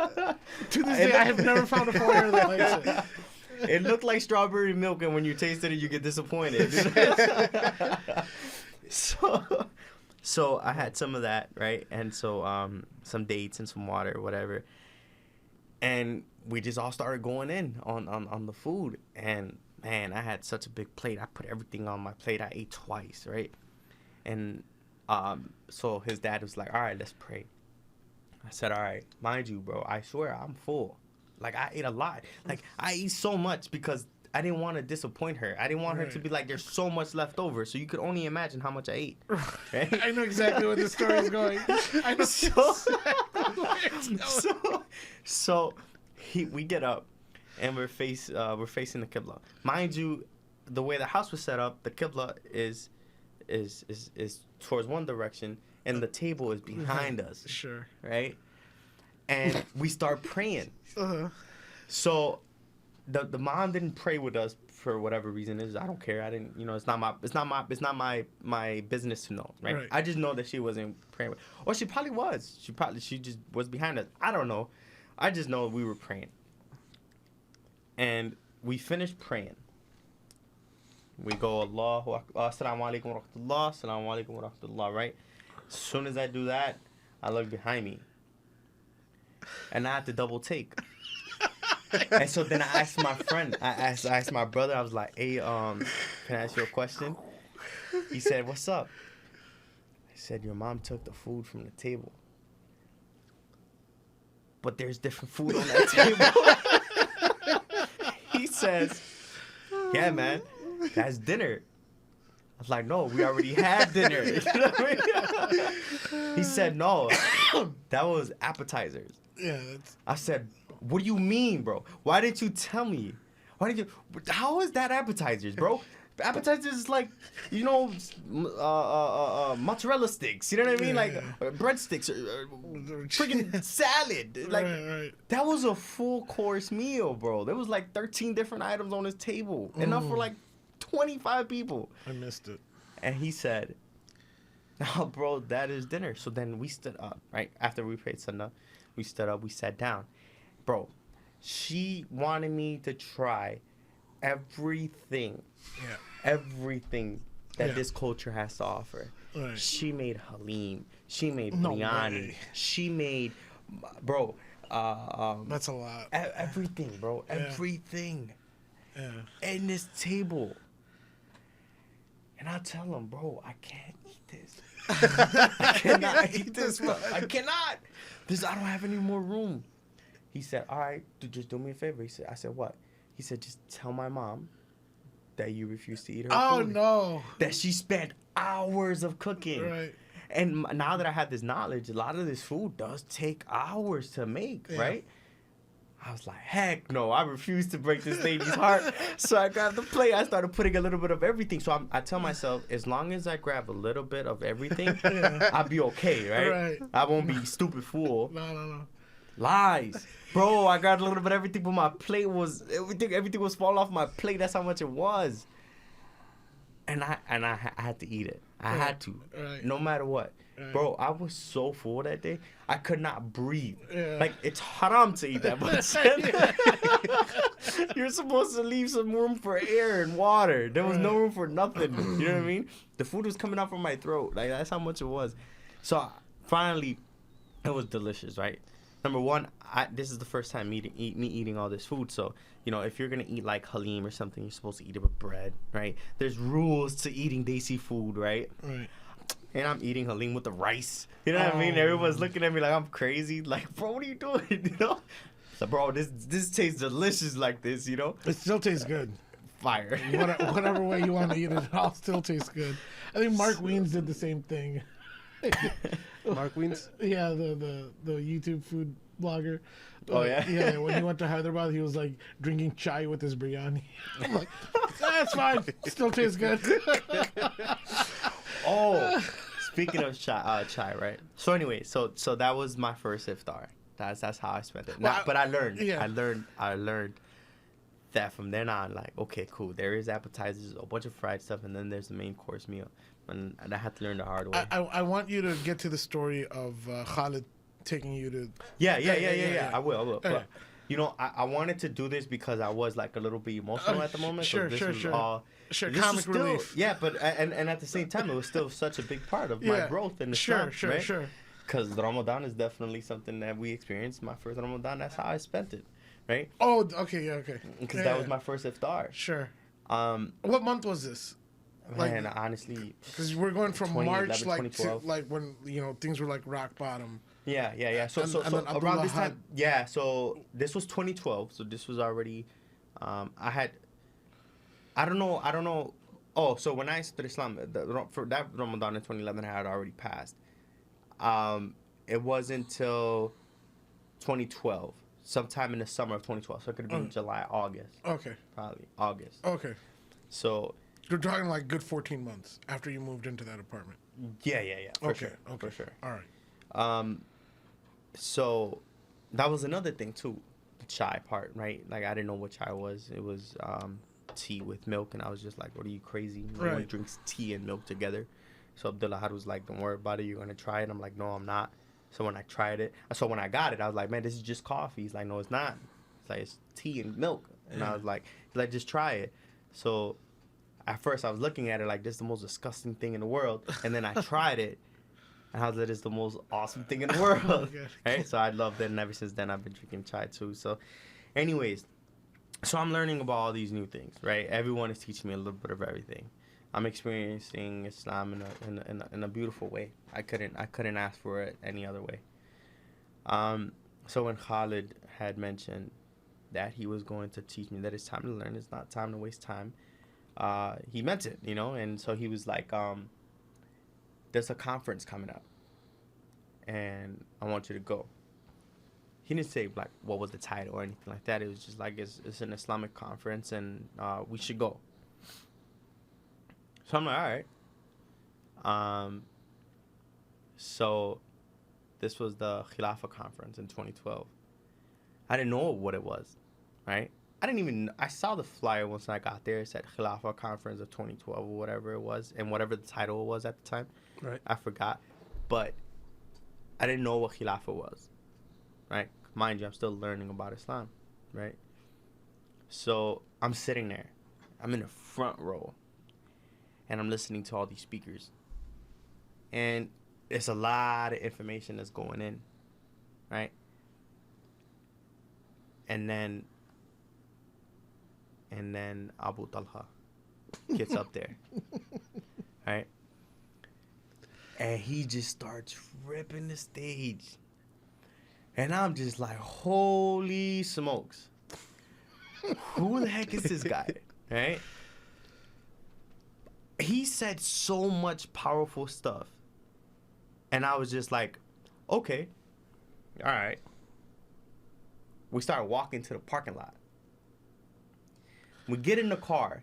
As soon as I got in the car, mind you, he just finished ripping the stage.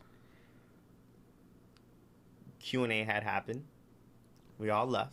We're in a parking lot in the car now. As soon as I got in there, everything he said just processed at that moment. And it was just like a big punch of reality.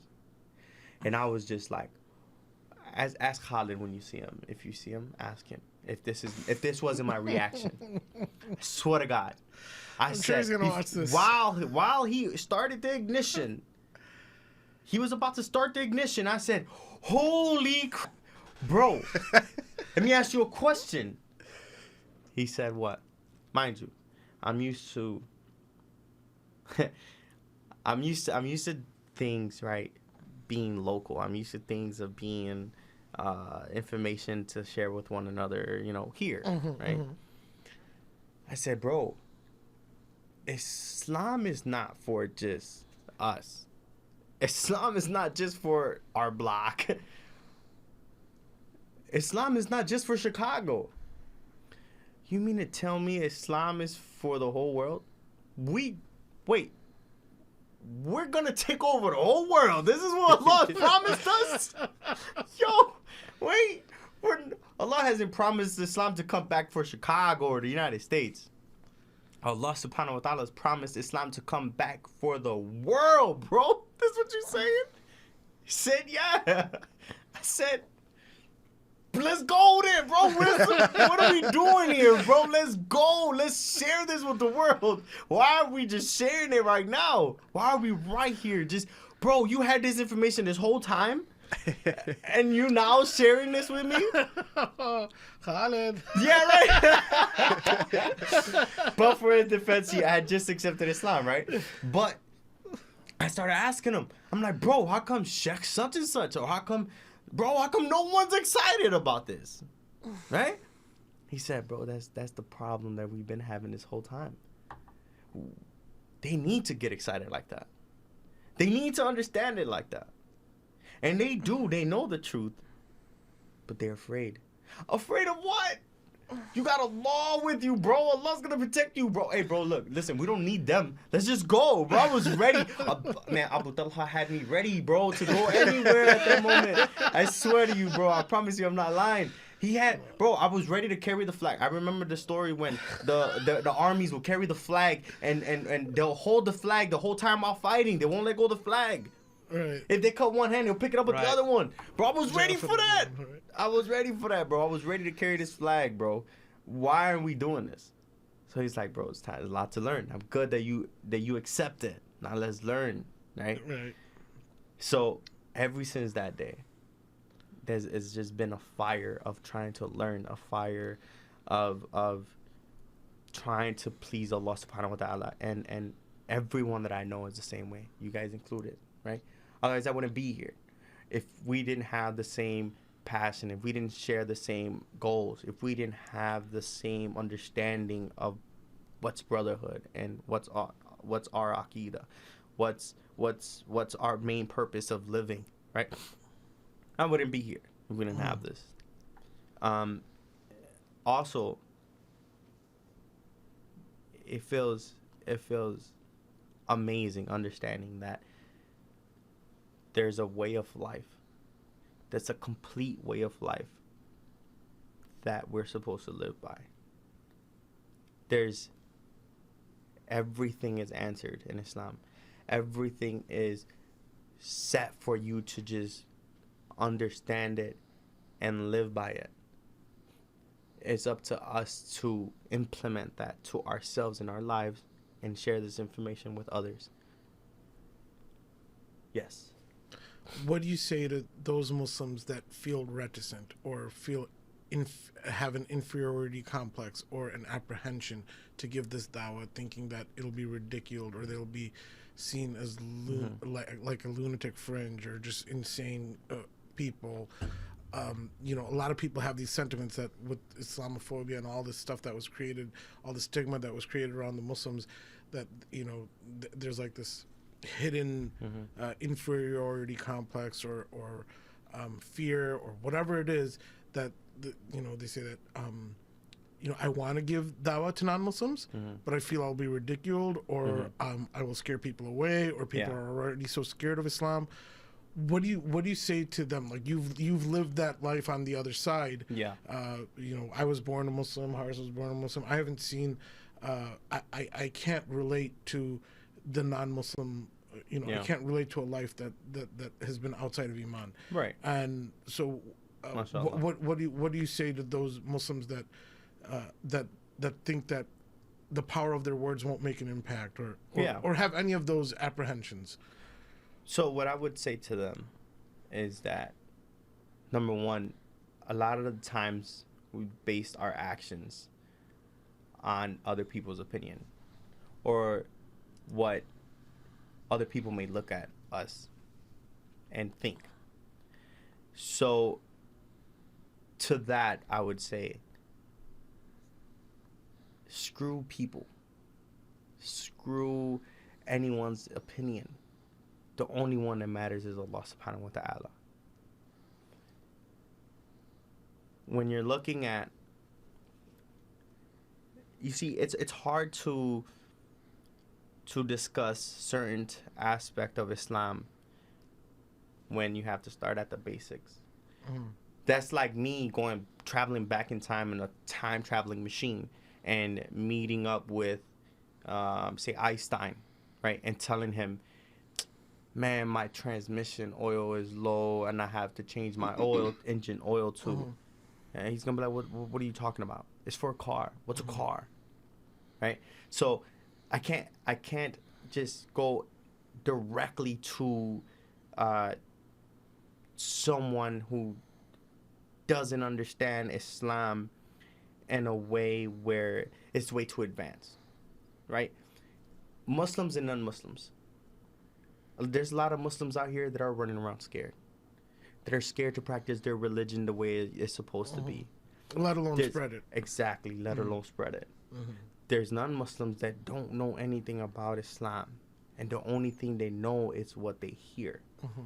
That's why it's huge to us as Muslims to carry ourselves in a way where we understand there's people watching us. It's not just, listen, it's not just always walking around in the streets and looking like Sheikh such and such, right? It's not always trying to put up a front. It's be who you are.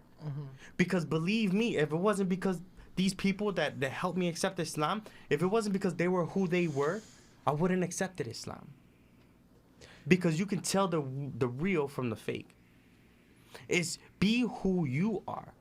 It's our responsibilities to make sure as a Muslim, it's our responsibility as a Muslim to make sure that we share this information, this knowledge. When I accepted Islam, when I accepted the fact that, this is my aqidah, this is the way I need to live my life. My purpose is to spread Islam. My purpose is to call for the Khilafah. My purpose in this life is to make sure that I'm living by the way Allah subhanahu wa ta'ala wants me to live. But I have to share this information. If I don't share this information, if no one shared this information to me, I wouldn't be here. I wouldn't be who I am. We have to stop being scared to share this information, number one. We have to learn. We have to teach others. Spread the word. Spread anything that's knowledgeable. Seek knowledge. If you have any questions, if you have any doubts, look, you can make it private and people don't even have to know that you're learning. But don't be afraid. For non-Muslims, it's not up to them to reach out to us. It's up to us to deliver this message. We're every day in our society, man. You know how many times I've been into public places where, you know, for example, one time I was at a Jewel's and they were paying you know how they got the little section where you can self-check out? Yep. There was, Khalid was with me this day. Someone had checked out and their change had came out the machine, but the person didn't see it. So they walked away. We grabbed it, we gave it to the manager. We called for a manager and we let them know, like, hey man, someone left this in the machine. We gave it to them. The manager, what would you assume the manager's reaction would have been? Man, no one saw it. You could have kept it. Right. Right? No, Islam doesn't let me do it. Allah doesn't let me do it. I'd rather get rewarded for it than you know, stealing benefit it here. And benefit here. You know, I'd rather benefit in the hereafter. Little things like that will plant a seed into people's hearts. And they're going to say, they're going to ask that question. What is this Muslim thing? What is this Islam thing? Because they see you every day. There's a lot of Muslims out here, like I mentioned before, they are afraid, they need help. But it's on us. It's on us to teach them. It's on us to invite them. And I invite those who are listening to learn what this is about. To learn, how can you love someone if you don't know anything about them? Exactly. How do we sit here and say we love Allah subhanahu wa ta'ala if we don't know anything about his book? How do we sit here and say that we're supposed to, as Muslims, we're supposed to love Allah subhanahu wa ta'ala first, and then we're supposed to love the Prophet sallallahu alaihi wasallam second, right? How can we sit here and say we love the Prophet sallallahu alaihi wasallam if we don't know the seerah, right? So it's not scary. It's a beautiful thing. Islam is beautiful. Islam is if my story didn't describe what Islam has been, I can't paint a better picture. SubhanAllah. I'm now married. I have 5 kids. SubhanAllah. My kids love Allah. May Allah subhanahu wa ta'ala guide us, our kids, and make our kids the leaders of this ummah. Inshallah, Ameen. But it feels good. Islam feels amazing. So much so that every now and then, you know, people have to control me because I'm ready. I'm ready to spread Islam, man. I'm ready. SubhanAllah. SubhanAllah. Yeah, you know, that was, you know, one of my main motivations to bring you on is to open up this chapter, you know, even in my life, that I've been doing dawah my whole life. I've been doing it internally to Muslims, and you know, I need to come out of that shell myself, and expose myself to this story of yours, and really share this faith with everybody. We inherently as Muslims want Jannah for everybody. We don't want hell for anybody. Right. We don't wish that on anybody. We want the ibadah of Allah to grow. we want it to be perfected. We want his light to be perfected on, we want his light to shine all over the world and bring humanity from darkness into light. 100%. And from shirk to tawheed, from kufr to iman, from jahiliyyah to ibadah and khilafah. So we want Muslims to understand that framework as well, and we want to share that framework with the rest of the world. And this is part of my journey as well. Today, I was your student, learning from you the sentiments that are involved in a change, in an intellectual and spiritual change that somebody goes through in this journey. So may Allah subhanahu wa ta'ala reward you, and may you get the reward of everybody that's listening to this story. Is there anything else, like any final thoughts? Yeah, so like at the same time, it's just more like now that I know a lot of this information, right, and I have obtained this information, you do not know what people are going through in their personal lives, and how amazing Islam will help them, and how much they would benefit from Islam, right? So the fact that I have Islam now it is a gift, right? But it's on us to understand that it is a gift, and how dare us deprive others from this gift. Exactly. Right? So understand that it's our duty as Muslims to share this gift with the world, right? And number two, I would like to mention as well that for those brothers and sisters around the world who are being oppressed, for those brothers and sisters around the world who are under leadership of tyrants, of people who are dirt, I pray for my brothers and sisters around the world. I pray for them that Allah subhanahu wa ta'ala will grant them patience and Jannah, and may the Imam continue to grow, and may they get the highest level of Jannah, inshallah. May Allah make them amongst them that going to be under his shade on the day of judgment. Ameen. And may Allah subhanahu wa ta'ala bring the Khilafah back so that there's no more injustice. Ameen. Because there's so much injustice. Ameen. And it's on us to understand that there is injustice. And it's on us to understand that we cannot keep our mouth shut. And it's on us to understand that while, yes, making sure that other people accept Islam, because that is the truth, right? It's important. But also making sure that, okay, if you are a Muslim, do you understand that there's injustice? And if you do understand that there's injustice, come join me, shout out to the world that there is injustice, and change this system. And perfect your ibadah. 1,000%. This is whether it's salah is a fard, fard ayn, and establishing the bayah under Khalifa is fard kifaya. It's a collective obligation. So perfect your ibadah. If your story, is a testament that an intellectual change can overcome all those obstacles. Yep. From whatever tests that Allah subhanahu wa ta'ala has put you through, and whatever platforms he's built for you, that Allah subhanahu wa ta'ala can guide you to that. You just have to have the ikhlas. That's why I prefaced this whole conversation with ikhlas.